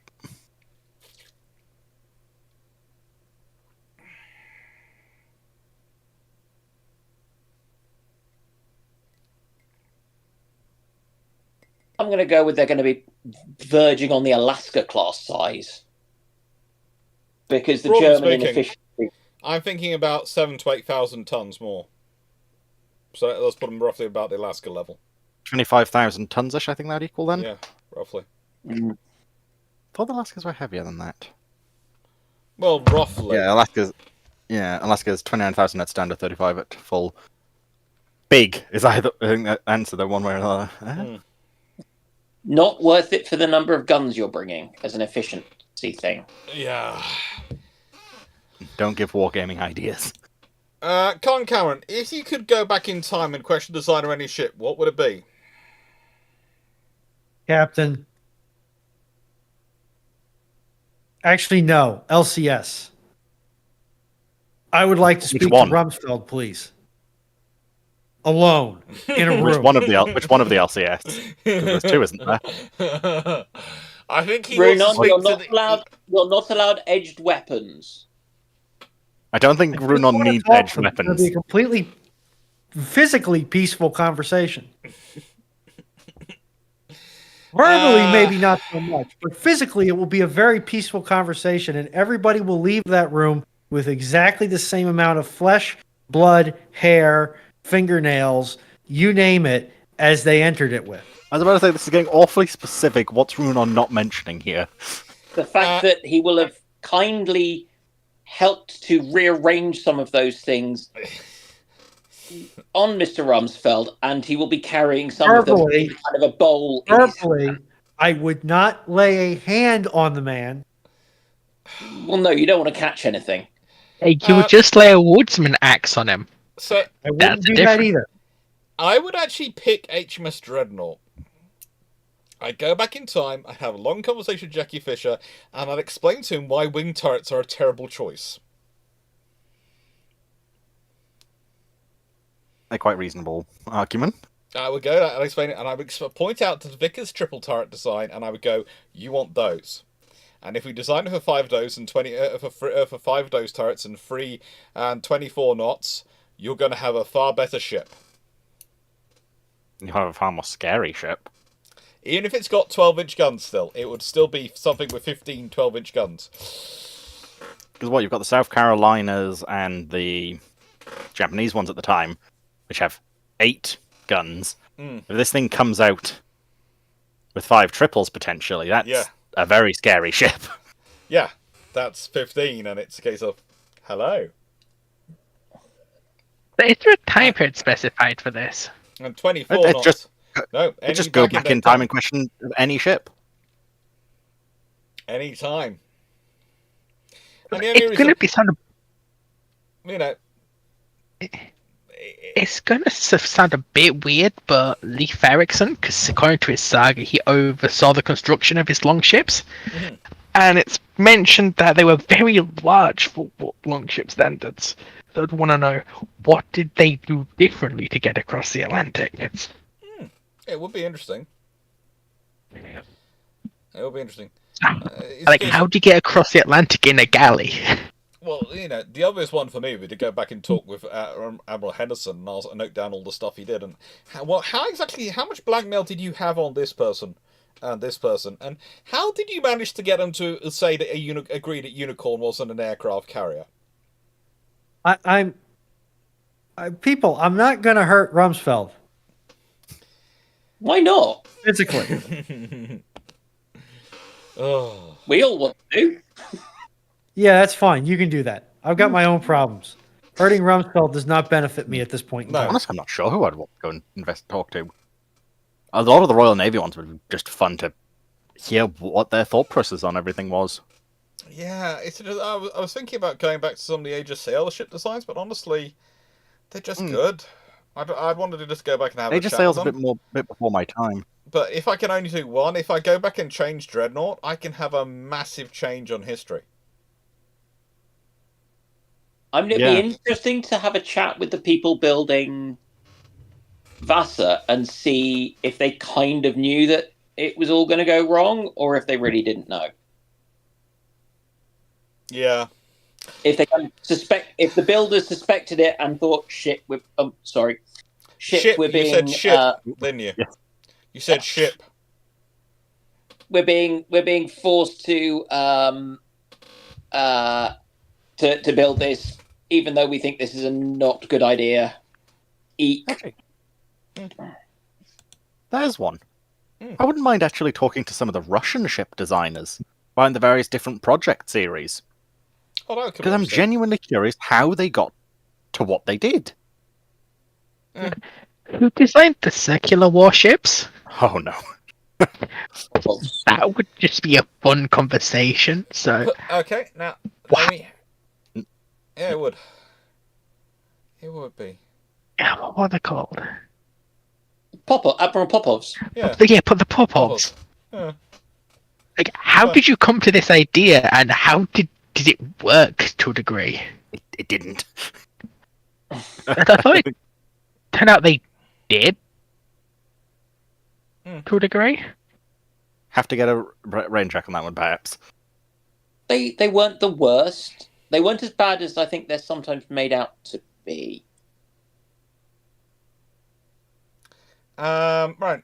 Poseidon 7307. What is the panel's thoughts on new HMCS Protector and her class and its value as assets for RCN going forward?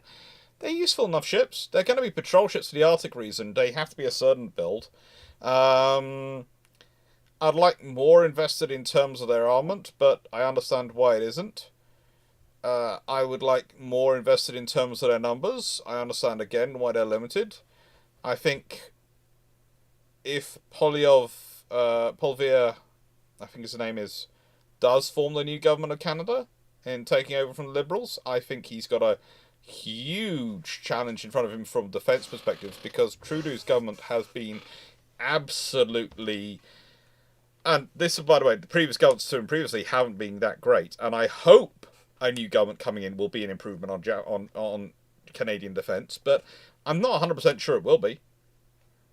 You need to start. Canada needs to start thinking about its defence, and it's in terrible trouble because it's got both a lot of commitments and a very competitive economy for its population size, which means people can find jobs quite easily in in areas other than defence, which means you need to pay a decent wage, and it's balancing all those things. And I think submarine force is going to be especially interesting.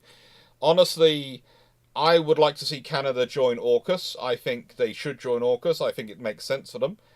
But I also see the issues with them in terms of joining it. But they've got a far bigger domestic. They've got a massive domestic nuclear power industry to draw from and help sustain their nuclear program. They're in a far better position to adopt it than the Australians in many ways. So yeah, it would be interesting.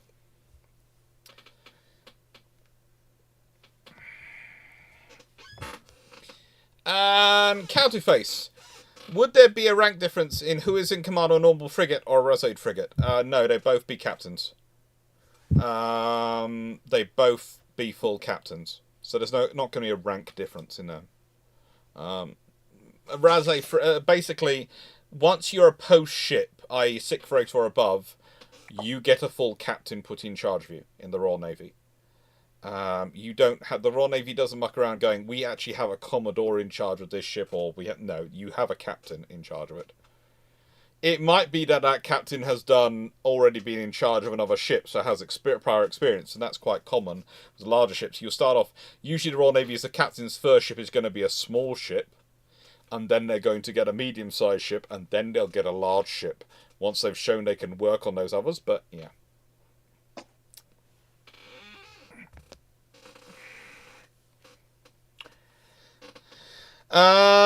Right, so a fleet of World War II Darlings are in Portsmouth, shiny new. How does the Royal Navy utilise them? Do you mean Darings, Stafford?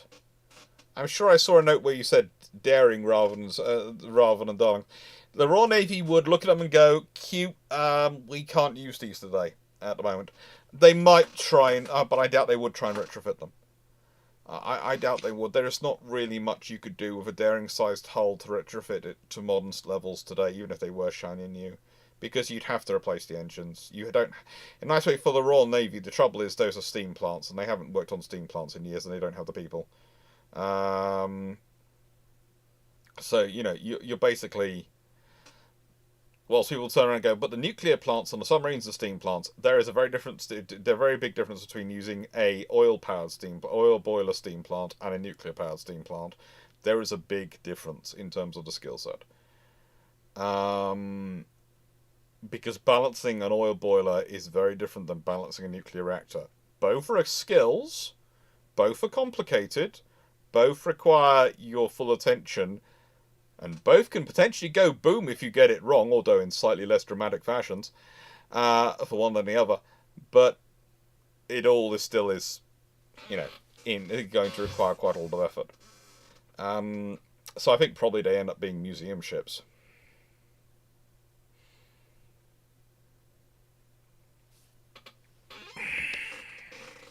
RG, you've been made Prime Minister UK in 1936 and will get re-elected until 1946 each election. What do you do? Well, that naval treaty in 1936? That's not happening. I'm ordering a crash building program of, probably of carriers. 15-inch gun is being selected for the battleships, and the other ones are being retrograded. I am ordering a crash sloop construction program around the Empire, and I'm ordering some more investments in fighter production. I'm ordering some factories built in Ceylon, Monday Sri Lanka as it's called, but Ceylon as it was then. And I'm basically going to rapidly, as quickly as I can, arm things up. And then, depending on when I'm elected in 1936, if I haven't got the Rhineland to argue over, I'm probably going to wait for the next crisis from Hitler, and then I'm going to stomp my foot as hard as I can in his face. And I'm going to stomp it as hard as I can in his face, because the thing is, I can rearm a lot quicker than he can.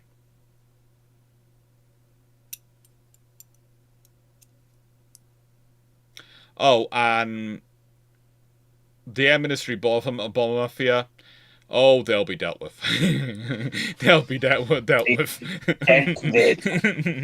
It'll be a case of, so, hello. Bomb will always get through, will it? Well, this is the radar program. These are the fighters going on. We're going to fix all that. We're going to get radar and... basically, Dr. Clarke chooses violence. Yes. Because... as a conventional deterrence theorist, one of the things I would always teach you is that appeasing over the small things encourages things over the big things. For even a thing you're not worried about, you have to make the person give you concessions. Otherwise, they think you're going to roll over on bigger things. You can never roll over. You always have to make sure they give you concessions. So basically, if I decide I want to give in on it, I want to allow Hitler to do the next thing, after I don't, remilitarizing the Rhineland, I'll only do that if I demand concessions first. Like, oh, you're not going to be able to build any ship bigger than a Deutschland class. If you build anything larger than a Deutschland class, I will invade you immediately, or something like that. It'll be everything. There will be no such thing as appeasement. Everything will be done on. If you want to do this, that's fine, but you have to do this. And you definitely cannot invade other countries. You have to win it by elections or things like that. Good luck. Fair enough, Knight. Be certainly interesting to see how that would go. Because I presume you'd also try and give the arms industry a bit of a kick to get going. Oh, I would. And I would halt the paying of yards to close down. That would never happen. I'd be paying to reopen some of them and hoping that not too much damage had been done. Something I'd be worried about is tank production, because that was very slow at this point. I think they only produce something like 50 tanks in a year in 36. Yes, but did you see the tanks? I would show them I would show them the idea of a Centurion, and I would say this. Well, yeah, but they're producing stuff like Matilda 1s and 2s plus basic things. Yeah, That's why I'm going to give them them a bit of a kick. If you to show get them a going. Centurion, they'll blink at you and go, Yeah. how does British Leyland power this? Through Merlin engine. Rolls-Royce going, Yeah. what do you know about that? That's top Also- secret at this point. They don't even have the Meteor yet, which is the ground Yeah. version. In nicest way, they would be getting told to boost up engine production, and also I'd be offering a prize for the first practical 2,000 horsepower engine. It makes sense. In 1936, I'd be offering it. I'd probably put up a prize of something like £100,000, or maybe even make it £1 million, and go to the first company which produces a practical working for practical in production with production line working 2,000 horsepower engine gets £1 million. And Also, just watch them. The lovely Bristol company would have signs showing them in ever so subtle ways that they might get slightly more efficiency from sleeve valve engines, but what I want is the frigate off massive 2800 cubic inch style double wasp or twin wasps sort of thing. And if they don't do that, I'm afraid I will have to go to the Americans, or possibly randomly go to Norman Roan, who had started by building a knockoff version. It's not really knockoff, but a license-built version of an earlier Bristol engine, and then carried on that line. And we're building engines that sort of size at this sort of time. And you had, I think, Alvis and possibly somebody else looking at getting licenses for that. And so basically you would be telling Bristol, if you don't build your engines, I will find somebody else who will. I wonder if you'll be able to sell a Jetta any quicker.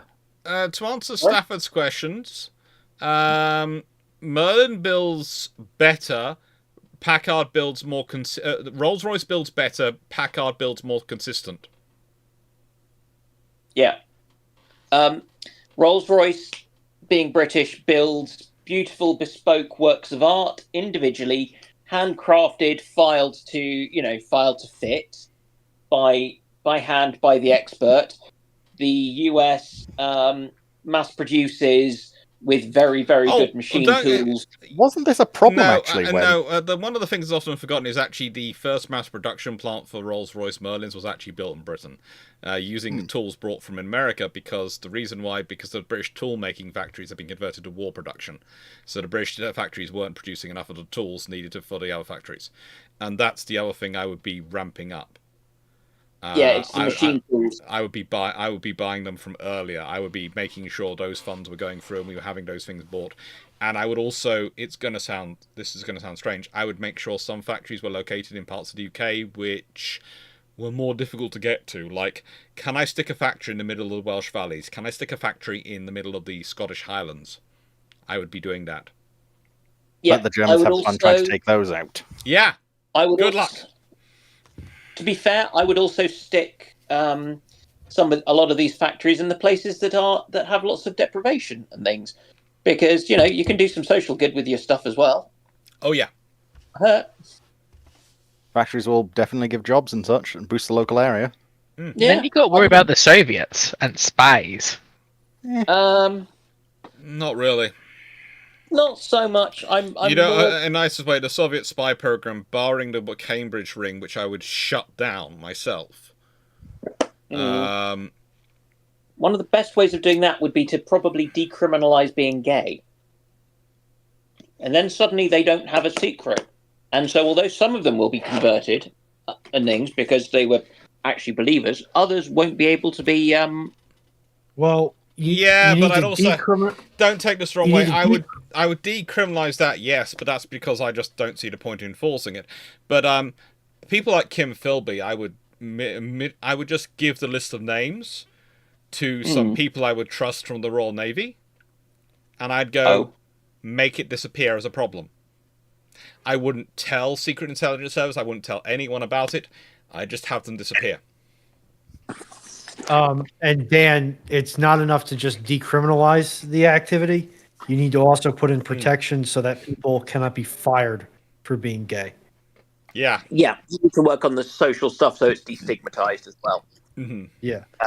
Yeah, no, these things those aren't those things will take too long for me to be able to rely on them for a security measure. So, in a nice way, it's far easier for me to just make sure those people all have disappear.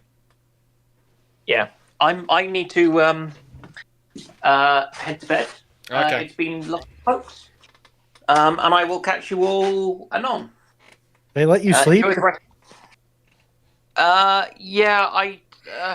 Yeah, apparently I have to. I disagree sometimes with myself about it, but... Why do you You really remind me of Foxo at times in that regard. By any chance have you been told you haven't had... Just because you haven't eaten for 36 hours doesn't mean you don't have to eat? Yes! Yes, he has! Yeah. I can testify to him being told that! I see. Mood kindred dragons? Mood kindred? Then have a good evening, Dan. Yeah, Wait, and damn it, I've got to eat. I'll eat tomorrow. Words. No, and you will eat later. Anyway. Ooh, the difference, Foxo, is you are young, I am old and fat, so me trying to lose weight is a different thing. Yes, but I actually had to tell her to keep eating because her doctors told her to eat. Tiny bit underweight. You were told you were unhealthily underweight, and now you're finally back into a category where you are at roughly the right weight. And I'm not letting you slip back down. I'm underweight, but I'm safely underweight. Not helping your case here. And we should probably let him run so you can't be safe. You're either a safe weight or you're not. You can be safely underweight. You can be safely underweight, Runon, but it's a case of you should still eat more, but you're not at risk anymore. The fun with Dan is he forgets to eat, and then you remind him to eat, and he eats everything in front of him. Yes. So this is why in Australia he and I were hunting for pancakes at a 24-hour restaurant. At what time of night were we finally going to get food? Did you wind up at Denny's? No, we wound up in a church. No, it was. Yeah. You wound up in a church? It was a church for done up to the medieval times. I mean, to be fair, I would worship a good set of pancakes, let's be real. Brings a whole new meaning to my cheeseburger church. Yep. They did a very nice cheeseburger. I can testify to that. Which one? Anyway, that was where HMAS the lovely frigate wasn't it? Yeah, that was Brisbane, and you're thinking of Diamantina, yes, or Diamantina, or whatever it is. Counterface, you're allowed in a church. Always get grumpy. Yes, I am allowed in a church. Believe it or not, I've gone to the joys of being a Conservative borough councillor in my youth a few years back.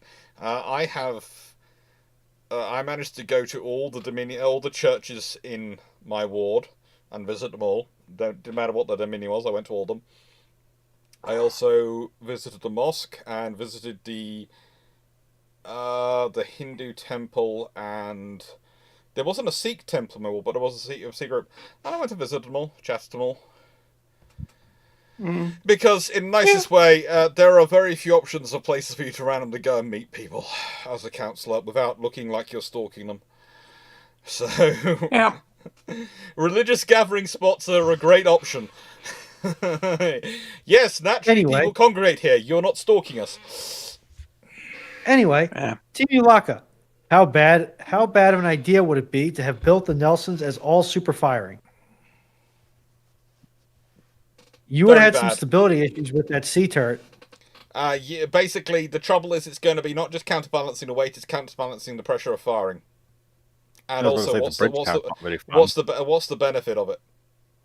Yes, you can fire all of them forward, but you could also, in the nicest way, you could have done that with the F3 arrangement. It's only in the N arrangement that C turret can't fire over the preceding turrets at a significant enough range. The only, once you get to, I think the F turrets, the moment the guns are the target sufficient range that you're elevating the guns by more than 18 degrees, you can fire over the forward turret for B. So you don't need it to be super firing to fire forward. Unless you're at point blank range, pretty much, for a capital ship. In which case, why the frigate have you waited so long? Also, just turn slightly to port or starboard and your gun's suddenly able to fire. Yeah. Okay, I can just quickly place in front of Melanie. I don't have an eating disorder. I just don't get hungry. I think that classes as a disorder, but no, that classes it comes under the same classification as my family's general pain tolerance levels, in that it's a quirk, but it's something you have to watch. And so that sort of. Oh, go on. Basically, it's a case of what you have to do is almost form a habit of eating to take the place of having a hunger. It's like we have to form a habit of checking ourselves for being cut in places because we don't feel it. If you want a good example, I can give rather a gross example now, but I'm going to apologise. If people don't like seeing feet, please look away now. But I cut my foot, and I had to be told I was bleeding because I didn't realise. And that's quite normal in my family. If it's not a deep enough cut and it's not good, we won't notice it. So yeah, it's basically you can have a similar quirk about eating. You just don't. Your body just doesn't have the thing which switches on, which goes, you now are hungry. Have food. Yes, I don't realize I'm hungry till I run out of energy. It's also a common trait among people who have ADHD. I have the same problem. Yeah. But it's just like... I am definitely not underweight, though, unfortunately. Sort of the stomach pains you apparently get when you haven't eaten. I don't get those. The first sort of indication you get to eat, like, negative effect-wise, is when I run out of energy. Which, unfortunately, I never do because I'm addicted to caffeine. Yeah, that's the combination. Also, caffeine in sufficient quantities can act as a hunger suppressant as well. Yeah, because it's a stimulant. Stimulants are, in general, appetite suppressants. Mm-hmm. If that dragon can attest to, I don't stop until I drop. Yeah, wow. I do agree with diagnosed with ADHD? I do agree with Katsud, by the way. Best way to deal with that is just eat snacks pretty much all round. Yeah, snacking is a good way to manage it. She fails at that at times. I forget I have snacks for me. Just like get sidetracked and then you realize I haven't drank my coffee in 3 hours. Oh, that's always the worst because then you're like, I feel sad about wasting the coffee, but also... You do realize you can put the coffee in the microwave. It's never the same. Mm-hmm. Okay, so if the Admiral Hipper class had been built with 16 8-inch guns in 4 quadruple mounts, how would the British and French respond?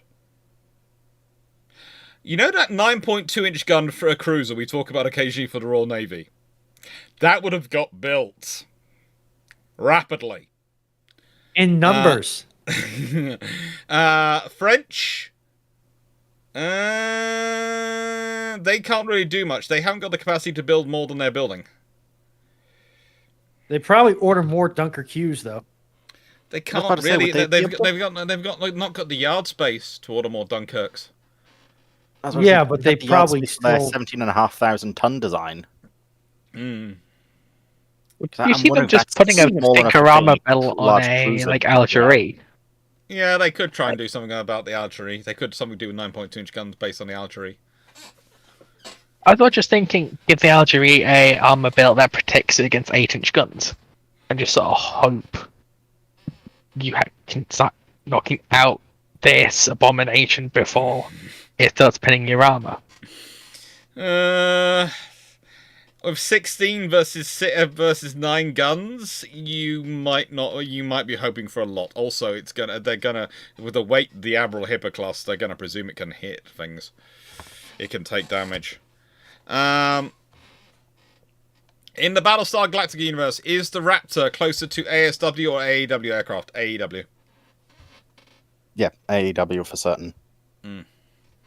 Alex K, was there an instance or of an issue when 12-inch was objectively worse than 14-inch or 14-inch worse than 16-inch in terms of damage afflicted to the point the receiving ship survived because of that?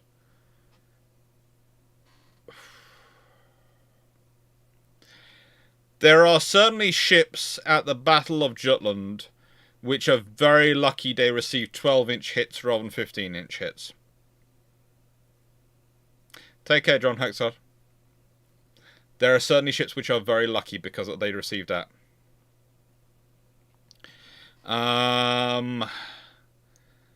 But honestly, if you've got a hit that's penetrated, it doesn't really matter too much what it is. The thing is, it's having the shot which penetrates, and the thing is, a 16-inch is going to penetrate more than a 14-inch. A 14-inch is going to penetrate more than a 12-inch in terms of thickness of armor at the same range. For everything else, everything else being the same, because it's going to have more energy. So that's the thing. Look through the times of when shells failed to penetrate armor, and if you'd had the larger gun, you'd have probably penetrated. Okay. Would there be an argument for over penetrations then? Oh, so if the bigger gun pens more, sure it'd be worth getting hit by a smaller gun that pens less because there's more chance of it detonating inside you. Well, yeah, that's the thing, is an over penetration is something which is talked about a lot more often than it actually happens. Because the thing is, an over penetration is okay, fine. You fired a 16-inch shell at a 6-inch at a light cruiser, and it's gone right through. It's still probably created a hole the whole way through the ship, and it's still letting water in. And it's probably hit something or broken something or crunched something that was at least moderately important. Yeah. But not directly tied to watertight integrity. Mm-hmm. So, yeah, the mechanic and wows of a through and through only doing 10% is nice and all, but it is absolutely an arcade mechanic. And it's also the same with UAD. Yeah, over penetration is more likely to happen to something like a destroyer. And when it hammers the destroyer, it still can cause the over penetration is, oh, this went through and through. That's not good. That can cause you to have to reduce speed because you've got the holes letting in water in, and especially if you're destroying and you have compartments all the way through. If it goes through and through your engine room, that's great. You now go fast, you flood your engine room. And also, too, what you can have happen is the fuse can still get armed, or the fuse can get armed when it hits the water on the outside of the hull. And then you have a nothing explosive charge with armor-piercing shrapnel going off just outside of your hull where there's already been a 8, 12, 14, 16-inch hole punched through. Mm-hmm. Yeah, it's the best. It's one of the better layers in the survivability onion cactus dud.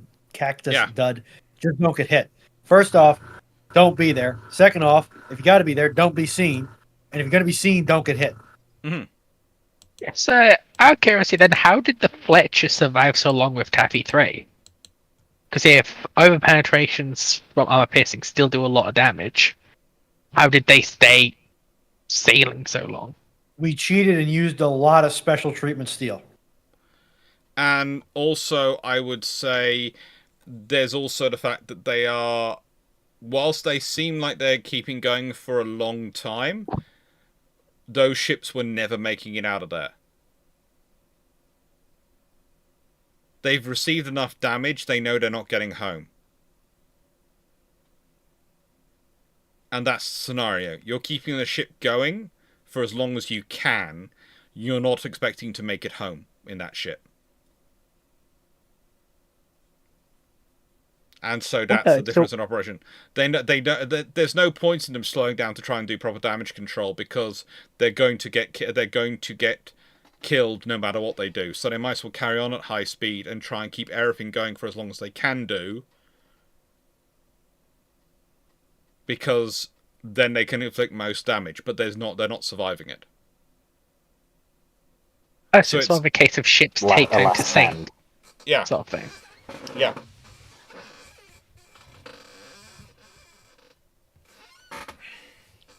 It's a glowworm scenario. It's that sort of thing. We're dead no matter what we do, so we might as well do our best to take the enemy with us.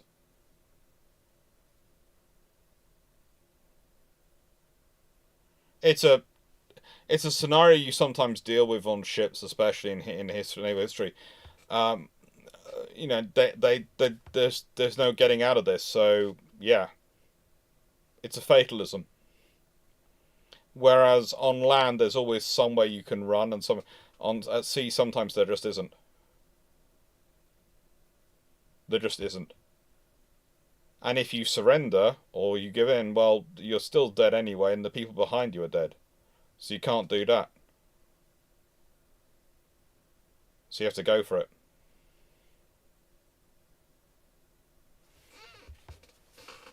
No, Raptor, they didn't even think help was coming. They really didn't. They knew exactly what the situation they were in. And yeah, Alex, you're wondering about why you're chasing the bigger guns. Because you chase the bigger guns because they offer you more range. They offer you greater penetration against armor at a greater range. And you have to also remember, if you increase things like, let's say you go, well, I want to go in for that range. You said I have an option. I can go for a 12-inch 50. Or a 13-inch 45. The 13-inch 45 I'll be able to, the barrel will wear less than the 12-inch 50. So I'll be able to, I won't have to replace it as often, because the pressures will be that much lower. But it will still have the similar range and similar capabilities as a 12-inch 50. So that's the other reason to go for the higher caliber. Because you can keep the barrel wear at a sensible level, which was a big factor for the British. Stuart Melbeck, the USS Freedom class was built near my hometown. Do you think its the biggest flaw is being ambitious? No, the LCS's biggest flaw the whole way through was people who were designing it the people who were overseeing it had no understanding at all of what they were doing. Deleting things like sacrificial anodes. Oh, well, we theoretically we can do this. Oh, frigate! Our hull's rusting away. What's happening? Well, you deleted the sacrificial anodes. We want a ship which will do 40 knots. Why? What's it used for? We want to catch cigarette boats with the boat. That's Why? what the helo on the back of the boat's for. And the speedboat is for. Why do you need to do that with the frigate? With the parent vessel, yeah. Yeah, we want a multiple module or multiple mission module bay for modular capability in the hull. All right. Well, what weight should we balance it for? Balance it for the weight of the lightest module that we currently have in development, and we'll make all the other heavier modules. Whereas you look at what the Danes did with Stanflex, and they said, "So what's the heaviest module we have in the Stanflex system?" Oh, it's 2,000 tons. Okay, great.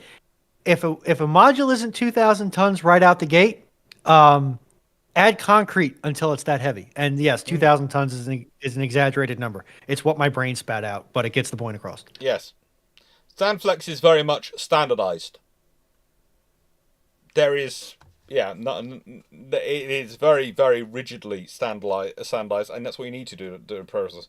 Although they did hire, I seem to remember the story is they hired an engineer. They hired as the project manager someone who'd worked at Lego, and so they brought all the basic Lego standardization processes to it, and he just went, "Yep, this is happening." Seeing the Zumwalt and LCS, what was the ESN thinking?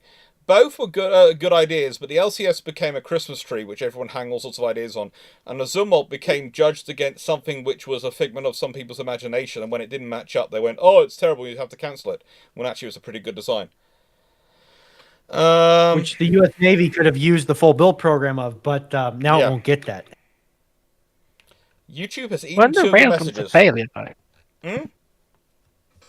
One of the railguns a failure, though, if I remember correctly.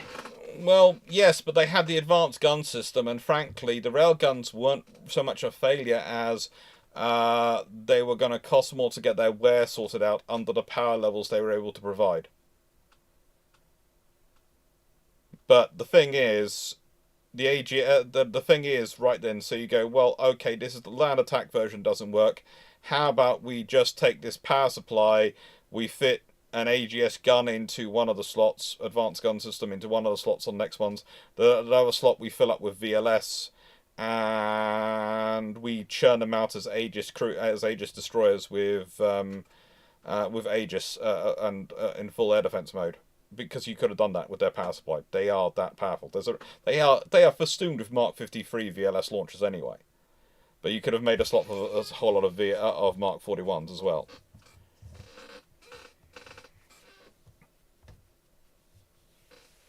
Okay, it's hard to find something more standardized than a Lego brick. Yep. Do Lego bricks? 96831. If the Germans had developed a quadruple to 8-inch turret, would that have been a better or worse choice for the post-Admiral Hipper class ship? We don't know until we see the ship. You really don't.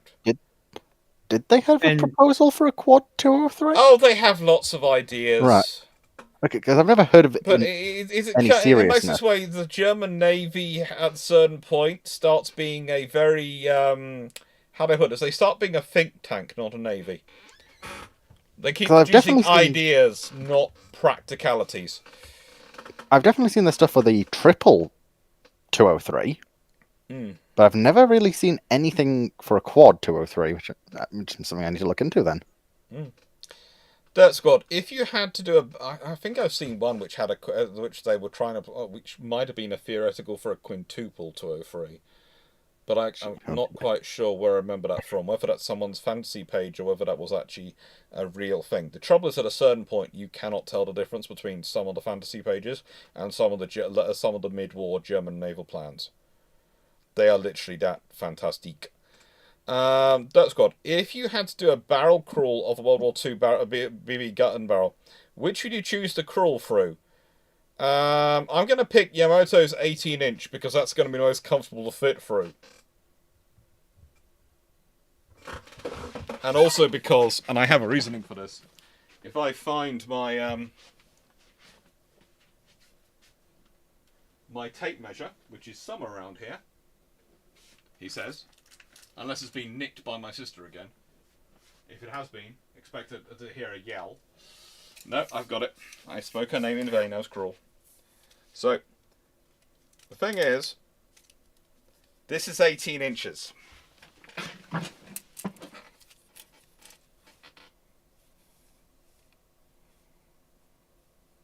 I can just about fit across my shoulders. It's going to be tight. I'm going to be doing this the whole way through. So you have 18.1 inches. 18.1, okay.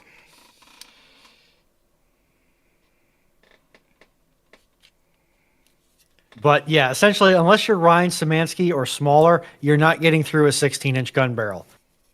I could get through. You're smaller. I was about to say, before I'm pretty sure we could fit Foxo in a 15-inch. 15-inch 42 could probably work nicely. Yeah, but then Foxo might not want to come out because she would finally be in the perfect steel burrito. Then she gets launched out of it, Runon. Foxo, would that be the worst thing for you? Runon, we load a 15-inch beanbag round and fire both of them out. See, I feel like I know Foxo well enough that Foxo's just sitting there going, I'm waiting for the problem. Yeah, it sounds like Yeah, the I problem mean, is that she's now been just catapulted into the water and is now going to be very cold. but it's a case of foxes like tubes that are almost just as slightly bigger than them, and I could probably fit in a 14-inch. Let's be real. Honestly, with a bit of squeezing, you might be able to fit in a 13.5 to 12. Oh, good lord! All right, 1981. What if we grease her up like a custody? Oh no! If we do it TTS style, I probably could fit in an American 8-inch. Let's be real. That might be a tad small, but I guess custody. But at that point, I'm doing my best Fab Stodies impression. Okay, so 1981. If the Panzer Chief had 203mm guns instead of 283mm guns, 11-inch guns, as hindsight says that he should have done, does all the same weight allow for more range? Hindsight says they should have had 8s instead of 11s. Well, hindsight, let's be honest, of what they used, they must have had 8. But honestly, it'd be better if they'd had 9 18-inch guns rather than 6 11-inch guns, if that makes sense. So the conversation was, what size barrel could Foxo fit in? And we've learned that Foxo is perfectly acceptable or amenable to being launched out of said gun barrel at muzzle velocity. They do have 15-inch guns at the IWM in London. We could try and see if we could get Foxo to fit in one of them. Answer probably. You really think health and safety is going to sign off on that? No, but that's why you don't consult them. It's always better to ask for forgiveness than permission sometimes. Alex K. From what point of view from the point of view of a dive bomber in World War II, am I correct in assuming that the bow part of the ship is less AA protected than the midships? Yeah, but good luck aiming for it.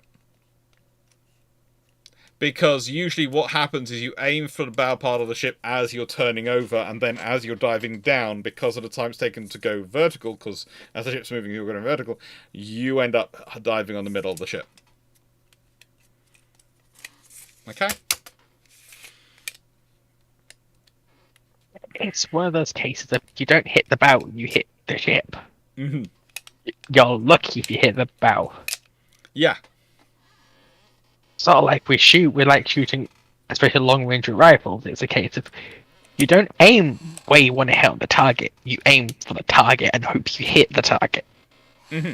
You don't aim for a specific point.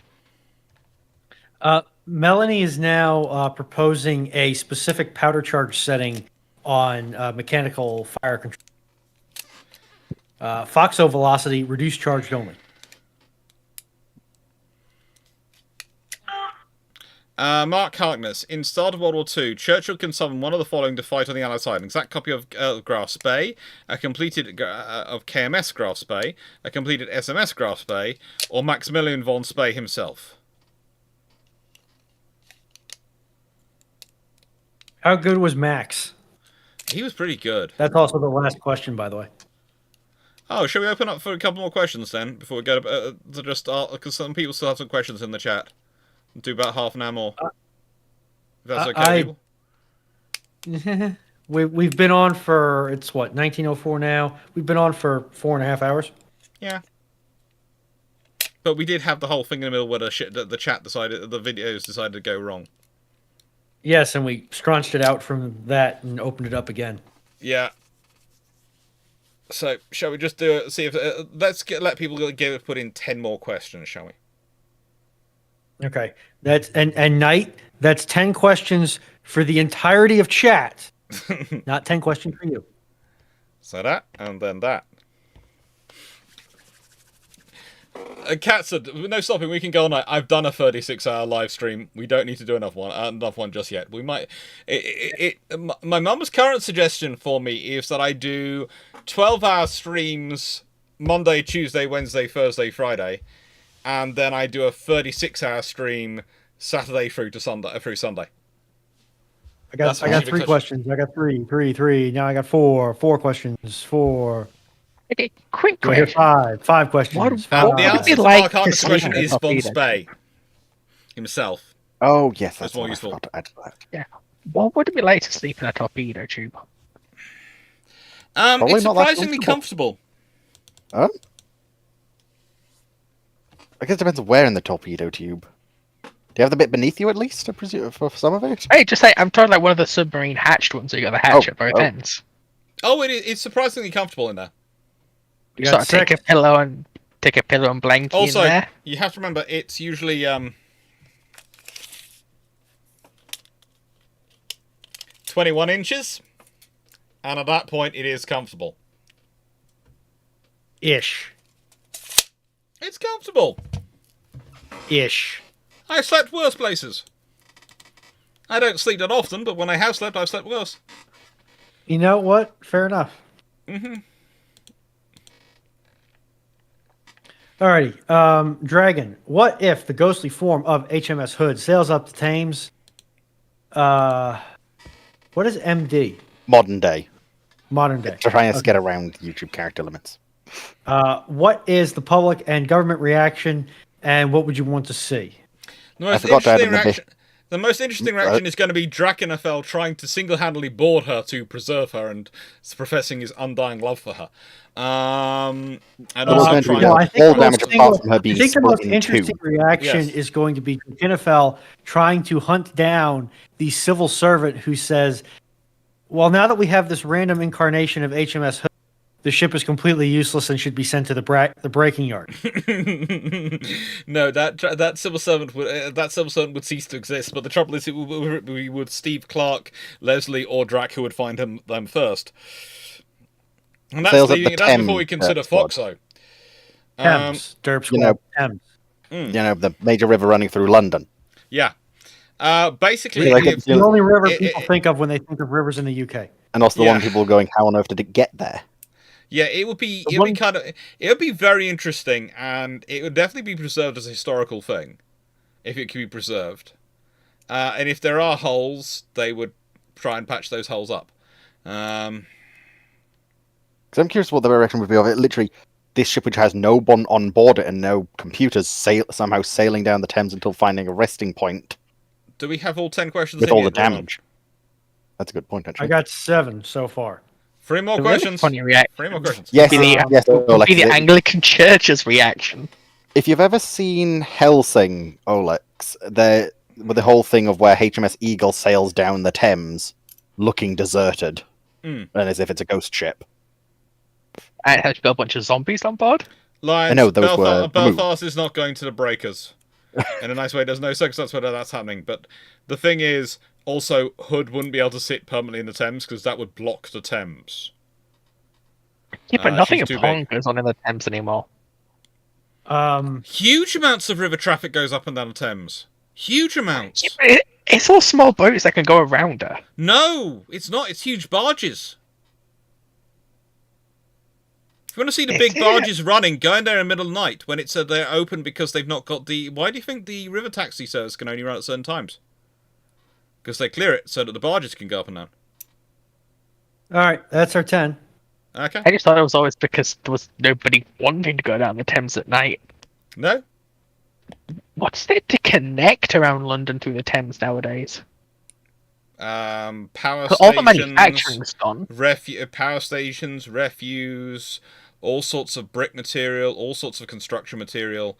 Half of the construction material used in London itself gets taken in by the Thames rather than taken in by lorry.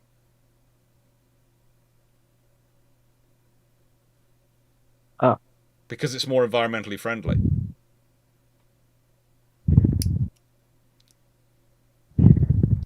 One tugboat is better than one tugboat pulling a dozen barges is better than about 150 lorries.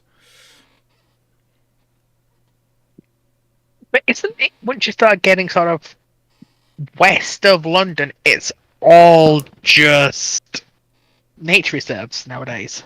No, there's a lot of stuff there. To keep us moving, Couch to Face, favorite sci-fi warship. For me, it's either a Daedalus or an Aurora. Define warship. I have a soft spot for the Mars the Dreadnought out of... Because the problem is I'm a fan of Star Trek. I have a soft spot for the Corvid design from Glynn's series, about a very specific... about Raven's series. I really like the Glorious Heritage class, although there are so many issues with them. But I do like them. And Daedalus as well. I do like them. My main problem with the Enterprise and Star Trek ships as a whole is that Star Trek's how do I put this? Scaling is a little bit poodoo. The scaling's actually more reasonable than most, but scaling's okay. It's more that they have some. Let me put it this way. My view. They're trying to sell that the Starfleet itself is not a war force, is a space exploration force which can do war really well. Don't really think through what the realities of doing that would be. It's like, one of the things I would do is carry a lot of shuttles and have a lot of shuttle-based base, and then be able to swap those out for fighters in wartime and on their ships.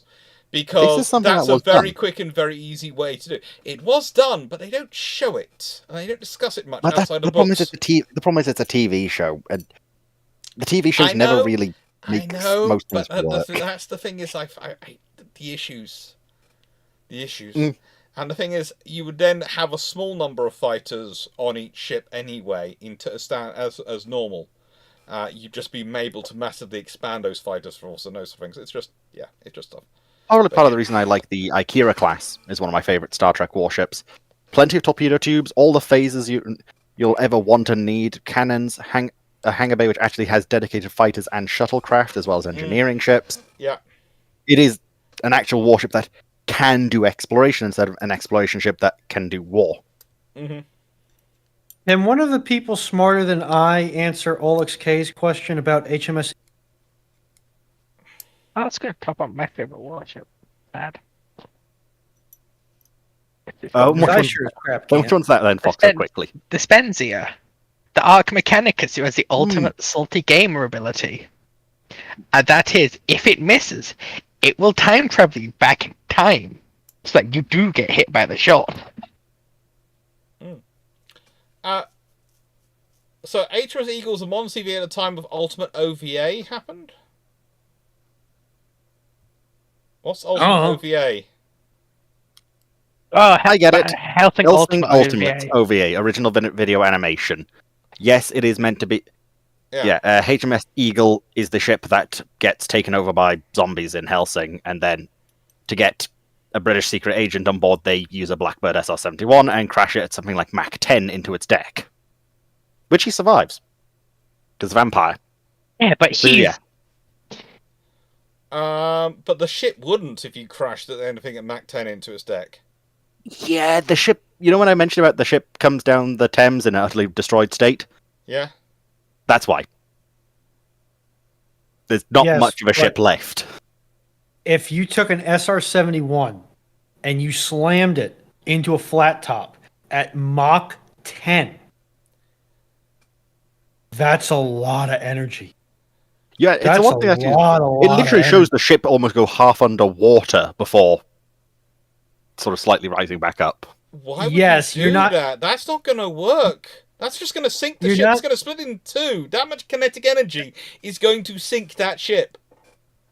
Yes, it's anime and rule of cool. Energy that spontaneously disassembles that ship like a Lego character in a Lego video game. Well, the better question is how Abraham von Helsing family. I cannot watch fiction programs and these things anymore. This is why when I go to see cinema movies, I have to go and see animation cartoons, because I physically cannot mentally comprehend some of the weird physics they put in there which just don't work. And don't get me started on the guns which never run out of bullets. So, to be fair, Clarke, even before you get to that, this is Abraham von Helsing's descendants who captured Dracula and then tamed him into Alucard, who then serves the British Crown for hundreds of years, and somehow, just for the fun of it, they get him a personal SR-71 to use, which is only ever used for crashing into that carrier. Yeah, it's more they have to bribe him with it. No, that's going off the abridged series. They just it's never even mentioned where it comes from, apart from, yeah, Helsing just has one of these for some reason. That's never brought up previously. It is... yeah, it's very odd. Why? And it's very much isn't this also the series that has the line, "Do not worry, my bullets heal you for negative damage"? No, that's the abridged again. Let's go to Poseidon's question, while I Yes. still have sanity left. Poseidon 7307. Yeah, What are the panel's thoughts on the recently laid down River-class destroyers for the Royal Canadian Navy, and if eventually replacing our Halifaxes in the 2040s? They're Type 26s. They're pretty darn cool. And, yeah, they're good. They're a good design. They're a good all-rounder with a strong ASW capability. The Canadians have been the only one who've gone for the large hull. They're sensible. They've got the space for all the stuff they need. They've got the space for the future-proof. They've got a pretty good design. I just wish the other nations had gone for the large hull as well, and also accepted they got the space. It's just because they're being silly. Okay? Well, actually, no. Let me put it this way. The Canadians went for the medium-sized hull, not the large hull, but they've gone for the larger option, whereas the Australians and the Brits have tried to fit in the capabilities of the Canadian vessel onto a small hull. It really didn't bear sense, but you know that's the Type 26 program for you. It's kind of like the F-35 program, but writ large. I like Zacho's idea. Sorry, I just mentioned one of the comments is getting Dr. Clarke to watch the Battleship movie with people would be a fun idea. Yeah. Why do I get the feeling this would be a Princess Diary style stretch goal? In nicest way, that'd be less of a Princess Diary stretch goal, because I have watched parts of that on short, so I've got an idea what I'm going to be seeing, and I do realise there is going to be a very cool scene with a battleship, which actually I can explain some of the physics of, and theoretically could be done. Just it would break the anchor chain would break before you actually did it, but if you could get an anchor chain strong enough, you could do it. But we'll leave that to one side.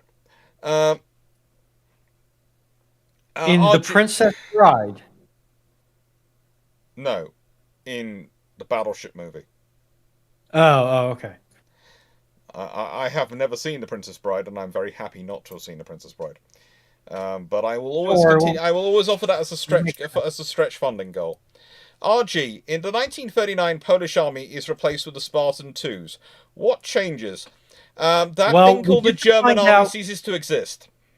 We get to find out if the Polish's defensive aggression, shall we say, that we see memed on in the current era, is either genetically in a genetic encoding or is a leftover of and German invasion and then the Soviet occupation. Did they get Spartan guns? Huh? Yes. Is it just that people change over, or do they have to get Spartan guns? No, they get as replaced with Spartan 2s, so I'm taking as they get the full That means they probably get... I'm pretty sure that means they get Sabo rounds for their machine guns that pen tanks. Yeah. That's what I'm saying. Fair, buy a good night, the German army. Hello, British Vienna. Even if all they get, is just is butt naked Spartans that need everything. Boots, beans, and bullets. That's You're replacing the entire Polish army with Spartan 2s. Keep in mind, I'm pretty sure there's only like 200-300 Spartan 2s known to exist. Well, this would be that is a lot of Spartan 2s. 75. Well, there's 75 Gen 1 plus 33... 75 before, 33 after, and Class 2 Spartan 2s of an unknown number. So they did make more Spartan 2s, but... Yeah, the Spartan ones, the Palmer OJSTs that were failures, mostly. Yeah, the Polish army is a few 100,000 in 1939. Mm-hmm. I'm pretty sure they could just genuinely sprint up to the Reichstag and rip Hitler out of it. Yes, they could. Mm-hmm. Because you have to remember, the operational army plan included 30 infantry divisions, 9 reserve divisions, 11 cavalry brigades, 2 motorized brigades, 3 mountain brigades, and small units. You know, if we are assuming, especially that they are getting the Mjolnir suits, the Mark IIs, I think. Mm-hmm. the Mark 1 or Mark 2 Mjolnir. Yeah, they're immune to basically all armed I fire. will remind the court that Master Chief John 117 survived re-entry in a Mjolnir 2. Mm-hmm. That wasn't a Mjolnir 2 though. Was that a 3? No, that was I think it's either 5 or 6. Because they don't get energy shields till the fall. Uh, If I remember correctly. Is it? Or am I No. thinking of the old Fallen Reach? yeah, John 117 uses the Mark 6 armor. Yeah. Which is the third iteration of it. Because Mark 1 and Mark 2 are essentially exosuit Yeah. without armor plating. I believe But actually the in Mark some of the 6 is post-Spartan 2s. 'Cause it's got the Covenant same energy shielding the elites have. yeah, Spartan 2s tend to use the Mark 4, which is still very scary. But it is killable by World War II weapons. The Mark 6 Yeah, is... Mark 5 introduced the energy shielding.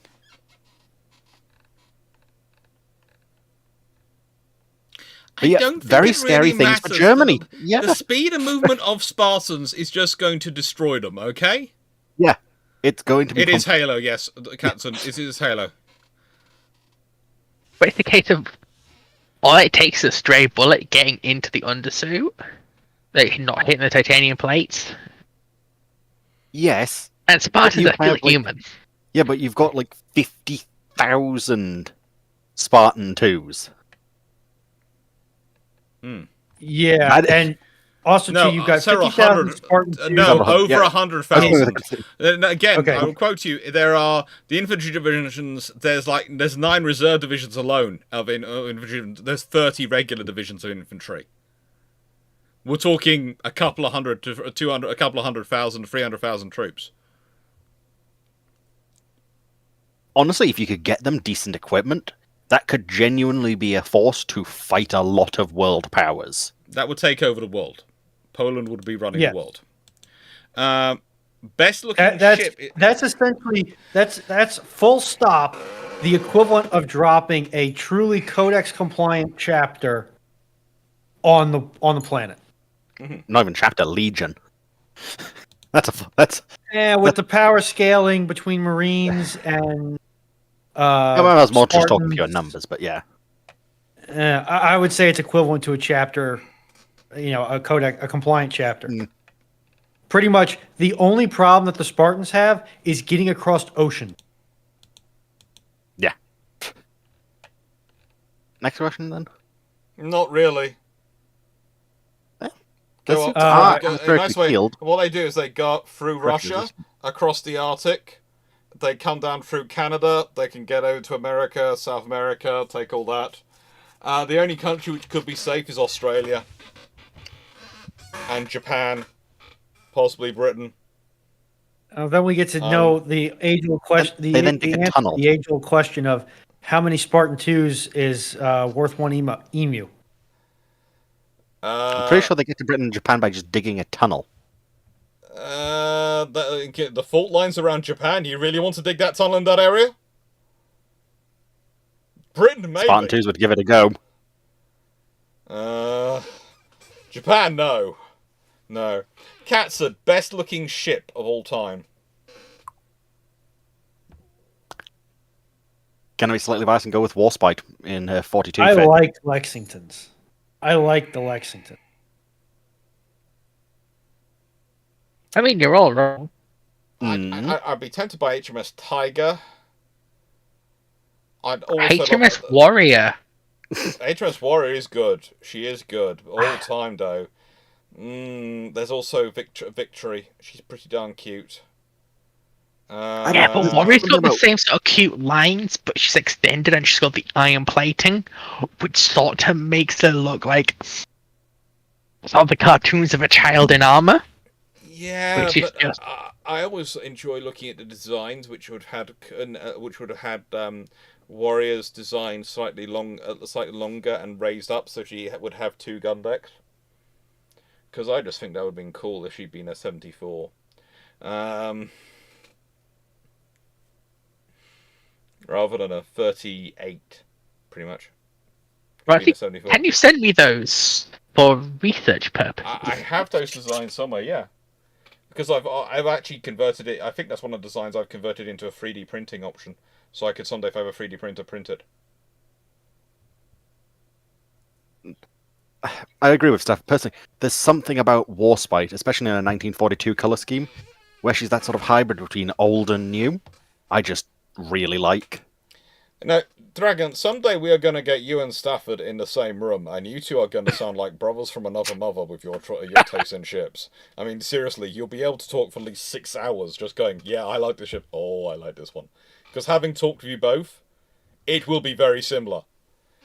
You literally, you're probably everyone else will be looking at going, what are they staring at on their phones and giggling and looking at? It'll be pictures of ships on your phones, going through them, the whole time, and ignoring everyone else in the room.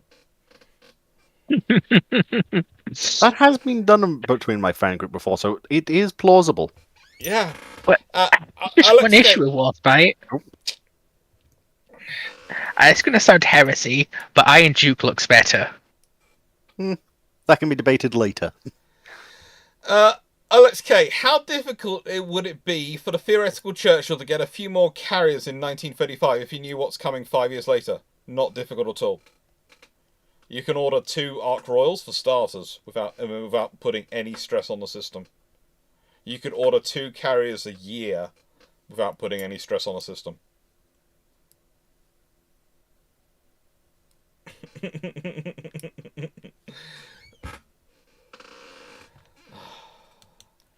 So, Stafford Thompson. Atrius and Renown arrives in Portsmouth shiny new. How does the RN utilize her? Cries with joy. Shiny and new, they've got to get the boilers turned over to gas turbines. But if they can do that, then it's much the same as if you've got Alaska or Vanguard or what you do today. If you're told you can use it and you've got the money to use it, you're going to probably turn the aft into a helicopter flight deck and VLS system. You're going to leave the forward 15-inch guns. You're going to upgrade the fire control. You're going to add in some modern surface air defense systems, and basically make yourself a very happy ship. That's going to be very useful. And probably she will quickly, look gorgeous. And probably quickly, that's going to be another status ship which they send out when they don't have a carrier available. It'll be a case of that will turn up as the solo ship, because that can turn up solo without a task group with it. Or as part of a task group, it's going to be a very useful thing to add on to a carrier. Take care, KVG. I wonder how our engines would fare operating with gas turbines. Just how potentially fast you could go. Oh, very fast. If you put in modern gas turbines like you have on the Queen Elizabeth class, you could go really, really fast. And you could convert her shafts quite easily. You could convert her, the way her system's set up, you could convert her quite easily. And the weight you'd save internally, there are all sorts of things you could add in. You could add in all the computers and all the systems you need for VLS and all those things very easily. And Nelson with 4 gun turret. How fast could you get a renown with modern engines then, do you think? That was just mentioned. Because I thought we were talking about Queen Elizabeth, not renown. No, using renown using Queen Elizabeth engines. Queen Elizabeth class okay. Aircraft carrier engines. Oh, okay. Yeah, you'd probably be talking about 40-something knots. Aquaplaning? Okay, and remember, she's got 4 shafts, whereas the Queen Elizabeth class carriers only have 2 shafts.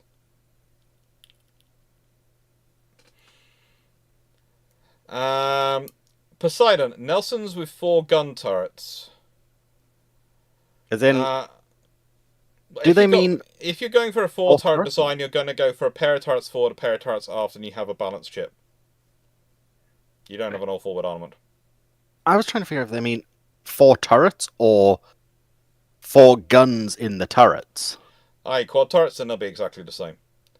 No, counterface. No, Renown already went 30 knots. With the power you could get from a Queen Elizabeth class aircraft carrier style power arrangement to supply her 4 shafts, you could get it going 40 knots. Poseidon says no, so I presume I got it wrong. 4 guns per turret. 4 guns per turret. In fact, I literally have a picture from this from somewhere. I can stick it. Yeah, that's somewhere how if you want Poseidon. Parsed Well, that for whatever I have good a reason. sort of idea of what would happen, but it's not quite correct. But it is a very pretty design, nonetheless. If I go to... Where are my screenshots? Where are screenshots? Poseidon, I just pinged you with it on Discord in Boarding Ramp. Delete it afterwards as needed. I don't know where I found this picture, but I used it once in a D&D.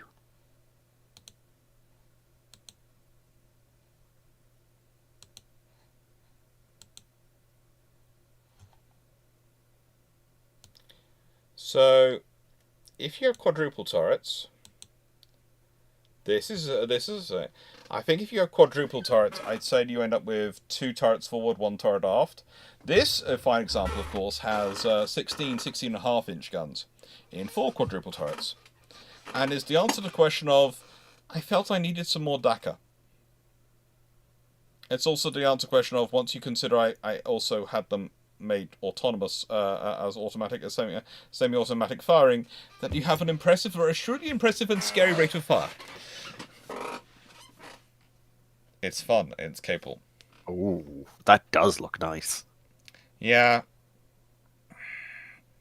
That's currently one of my star battleships of my Britannia class on UAD at the moment. And the one I'm running from that on Twitch. Which, if people were watching Twitch, would have been this morning. Or yesterday, rather. Team Locker. Was there any conditions to the RN having nuclear carriers in the modern era? They've considered it, but at several points it's been turned down because, honestly, the Treasury isn't going to give enough money for it to be done. And implementing a nuclear carrier program only made sense if you went for a Kadabar carrier, and Treasury weren't going to give that money. But it's the interesting scenario is if you change the timeline a bit and you go for a free carrier option and nuclear powered carriers and go full Kadabar, then the Queen Elizabeth class become very different. You basically double their air group. So you double their you increase their hangar size by enough to add on 50% aircraft in the hangar. The hangar can accommodate 24 aircraft slots of full size of the aircraft that they use for measurement, which is the largest aircraft they could fit down there, and it could accommodate 36 under the nuclear version, Kadabar version. But the thing is, the F-35C, as I talked about when I did the Queen Elizabeth class program, the video on that, was that there are too many political issues with going for the F-35C for the British in terms of justifying that and the Eurofighter with the Treasury, in which case that would turn into a political fight with the Royal Air Force, which would mean both sides would have lost. So the Royal Navy took an educated decision of going for a Vistol carrier. Was better to get actually get a carrier than to get not a carrier. Well, they can carry a lot more than 24 F-35s, but the F-35 isn't the aircraft which was used as the standardized size, because believe it or not, the F-35 doesn't take up the most of the aircraft that can be put down there. But the thing is, they store more on deck, and that's why they usually have an air group of 36, because, again, usually you have aircraft in the air as well, and that's all based around the operating capability. But yeah, the Queen Elizabeth class functionally have an operational ceiling of about 70 aircraft.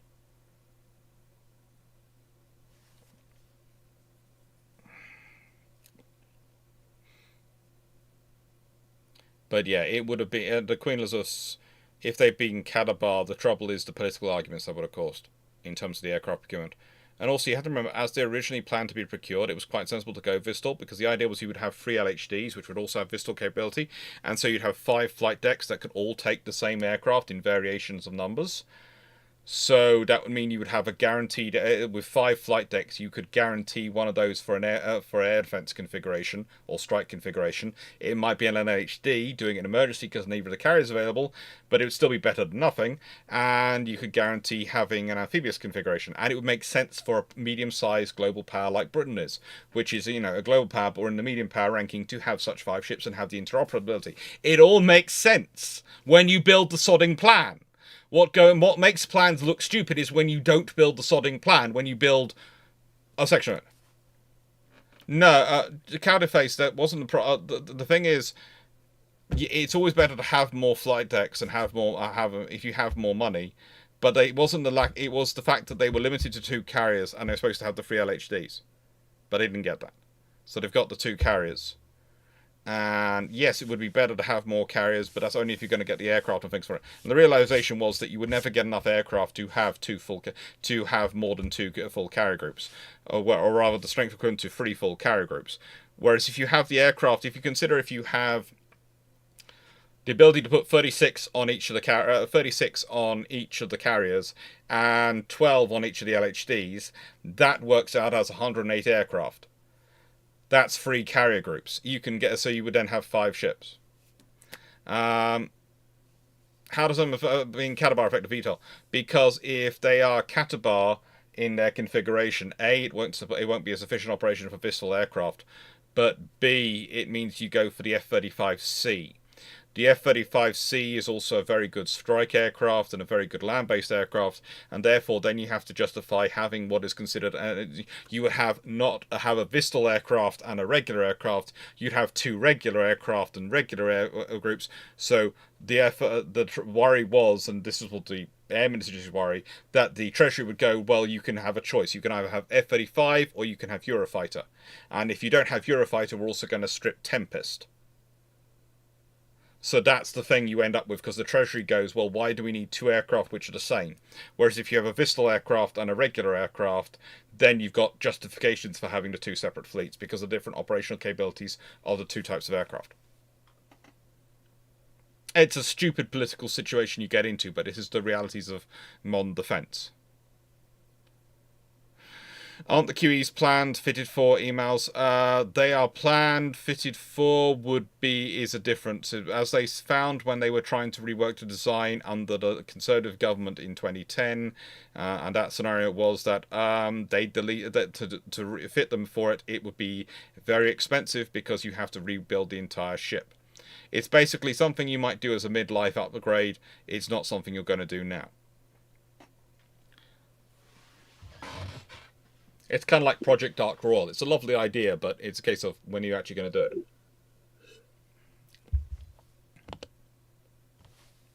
it. Lions. A number of book series removed the rank of captain from the organization infrastructure.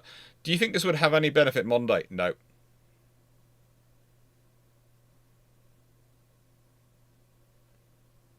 Nope. It's my occasional argument with Glyn because of that he likes to do it especially, and I go no. It's usually based around the ideas of you unifying defense forces, and you get rid of captain as a rank because it's a role, and so there's only one person who can call themselves captain aboard a ship, but there might be multiple people the same rank, and no, that doesn't really work. But it sort of, because the idea is then you have other people going around. No. I understand why he does it. It does work for a plot device, but it doesn't work for reality in terms of naval organizations and structures of fleet ships. Captain is quite a useful rank to have, and just calling it a colonel and then saying they have the role of captain. When you realize ship handling even in space is going to be quite a complicated matter, it's going to be a specialized field. It's kind of like a lot of the Canadian ideas of combined defense forces, etc., have broken down every time they've been tried because of the specializations you need to run it. The person who needs to run an infantry battalion is very different than the skills you need to run a warship, is very different than the skills you need to run an air wing. They're all leadership roles, but they are... Yeah. So you have the differential of ranks, and it doesn't really matter things. People don't get confused. People don't see, oh, there's a captain coming, and think, oh, they must be an army captain, or they must be a navy captain. They tend to work it out quite quickly. Context. And is that the last question? Yep. All right, thank you very much, everyone. We've got about 5 minutes before the end, so I'll see if there's anything in the chat. I'll quickly answer it. But I'll just so we've done the full 3 hours on this video. Yeah. Because it seems unfair to end this one at 2 hours and 54 minutes when we're that close to 3 hours. But yeah, there's always sorts of fun. Thank you very much to the people who've been joining me on the panel this evening. We've had myself, we've had Dan, who had to go, Dr. Dan, who couldn't stay for a long time. We've had Dragon and Foxo, who had, I think, decided to sub themselves in to fill in for Fleet. And I won't say it's been an improvement, because that's, of course, being very cruel to Fleet, but I would definitely be happy to see the change again at some point in the future. I wouldn't be unhappy about it. That's the kind of one, isn't it? And we do miss Fleet. I hope he's okay wherever he is and he's well. And I'll see him tomorrow on Ramblings and probably torture him then. And don't worry. Knight's apparently got 10 AL questions for him. I'm sure. Goody. Heck, I might actually be available for Ramblings tomorrow. Would be nice. That'd be fun. Would be nice. We need help moderating it. Yeah, clearly. But yeah, My bank account. Oh god. Thanks, well, guys. the thing is, Runon actually can do that on the YouTube Foxo. I just occasionally have to tell them, hey, calm down a bit. Oh. But who knows? Maybe we can drag Runon to the VC. Yeah. Why do you... Okay, here's what I don't understand. And I've been meaning to ask Fleet this. I just haven't had the opportunity. Why are you still hosting that in the dry dock? Oh, basically because that's where he gets the most views currently, and he actually has like solid data when he's changing it over. Yeah. Like, he's got a plan and he's sticking to it, so I'll give him credit for that. He's got a plan. He's got a plan. And apparently the number of people who don't know how to check his video's description for his Discord link is almost concerning. It's not surprising, though. Doesn't make it any less concerning. I've also just got to respond to Stafford quickly. Uh-oh. Why would I swoon over whatever you're saying I was swooning over? I only swoon over 3 things. Foxes, dragons, battle cruisers, and 64 caliber 120mm guns. Once again, can we prove that Foxo's bad at counting? She said 3 things, right? I'm not getting into this debate. And then listed because, 4. You know, I like Foxo. Yeah. I didn't remember that Conqueror exists, Dragon. Stafford, no, I have not actually started signing paperwork yet. I am still waiting for either to be reinstated or terminated from the job before I do that. And as to the lack of a first... Okay, well, one, the differences between UK free and British free speech are largely irrelevant to me because I usually don't make it a habit to insult people or be a moron in my speech, which is why I'm dealing with the problem I'm dealing with now. And as far as the Second Amendment goes, I barely shoot as it is. It won't be missed. It's fun though. If you want to, there are plenty of ranges in the UK you can go to. There are plenty of rifle clubs and shooting clubs. Yeah. Here, I'll rephrase. I don't conceal carry as a habit because most of the places I go to do not permit me to carry on the premises. Well, 10 questions is good enough. I would often say in the UK that the real difference is there is... How do I put this? Slightly more verification on what you're getting, slightly more verification on why you're getting it, and how do I put this politely? A lot tighter control on bullet acquisition. That's the big thing. That's the big difference in the UK between the UK and the US. People obsess about the various systems, and you sit there and go, well, theoretically, some of the US states are actually tighter than the UK in terms of getting licenses, etc. It's just the British are far tighter on bullet acquisition. Which, if you want to go and hobby shoot, you can do. But the UK, if you turn around and go, I want to go hunting, they'll look at you and go, what? Because there really isn't anything here to go hunting. And if you are going anymore.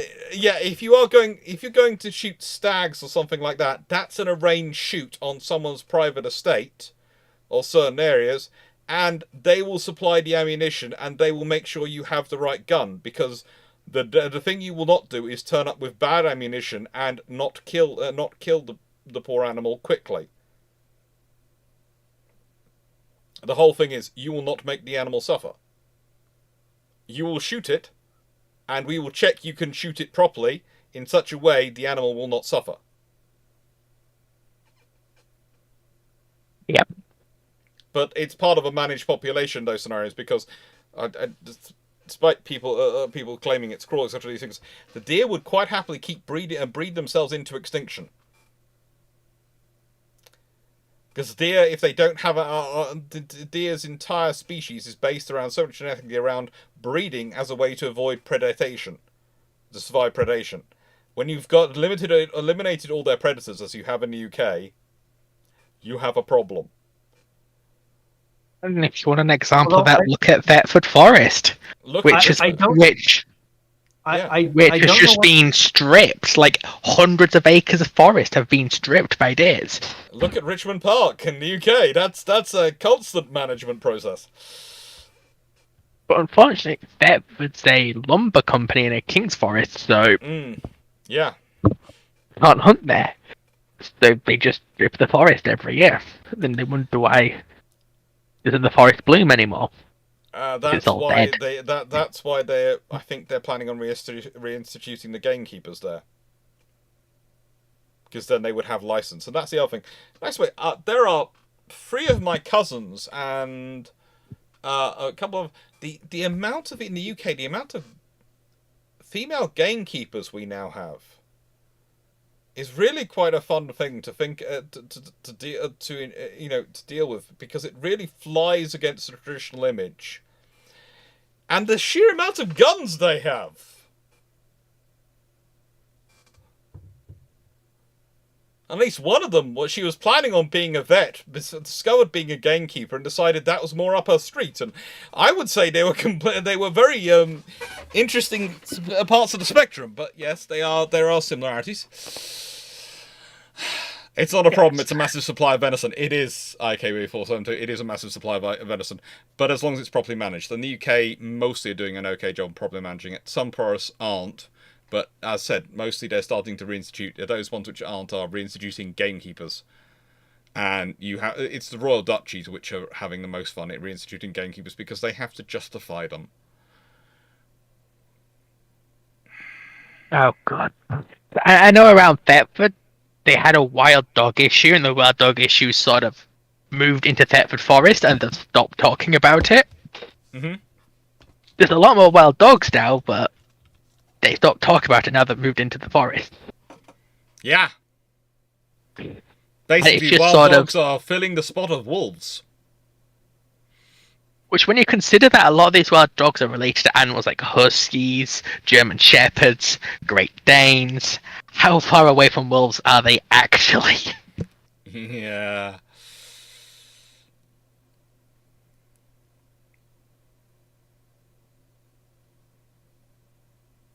It's a 9 for the population. Mm-hmm. Oh yeah. Anyway. I've got 3 grounds. Mm-hmm. Like, if anyone's looking for dogs, rehome a ground. They are the best dogs you can possibly get. I'd say that about standard poodles, but I understand where you're coming from. Greyhounds are pretty cute. Yeah, but you have to take care of a poodle. A greyhound will just, if you're busy, will just sit there, cuddle with you. Yeah, poodles like attention. And what can I say? I like having a dog that reminds me I need to get... it's good for me to have a dog which is a bit demanding, because otherwise I can forget and work all the time. So a dog which is going, actually, I want to be fed. I want to be cuddled now. Makes me actually take some breaks. Yeah, because our 3 are currently self-regulating, so we just leave the food out, they eat when they want, and they've learnt that. They have to regulate themselves.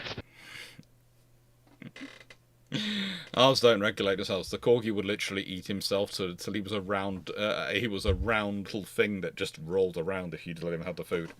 I have to, that sounds like a corgi. We literally have to keep the food behind a locked door. Yep, as someone who had a border collie, I know that feeling.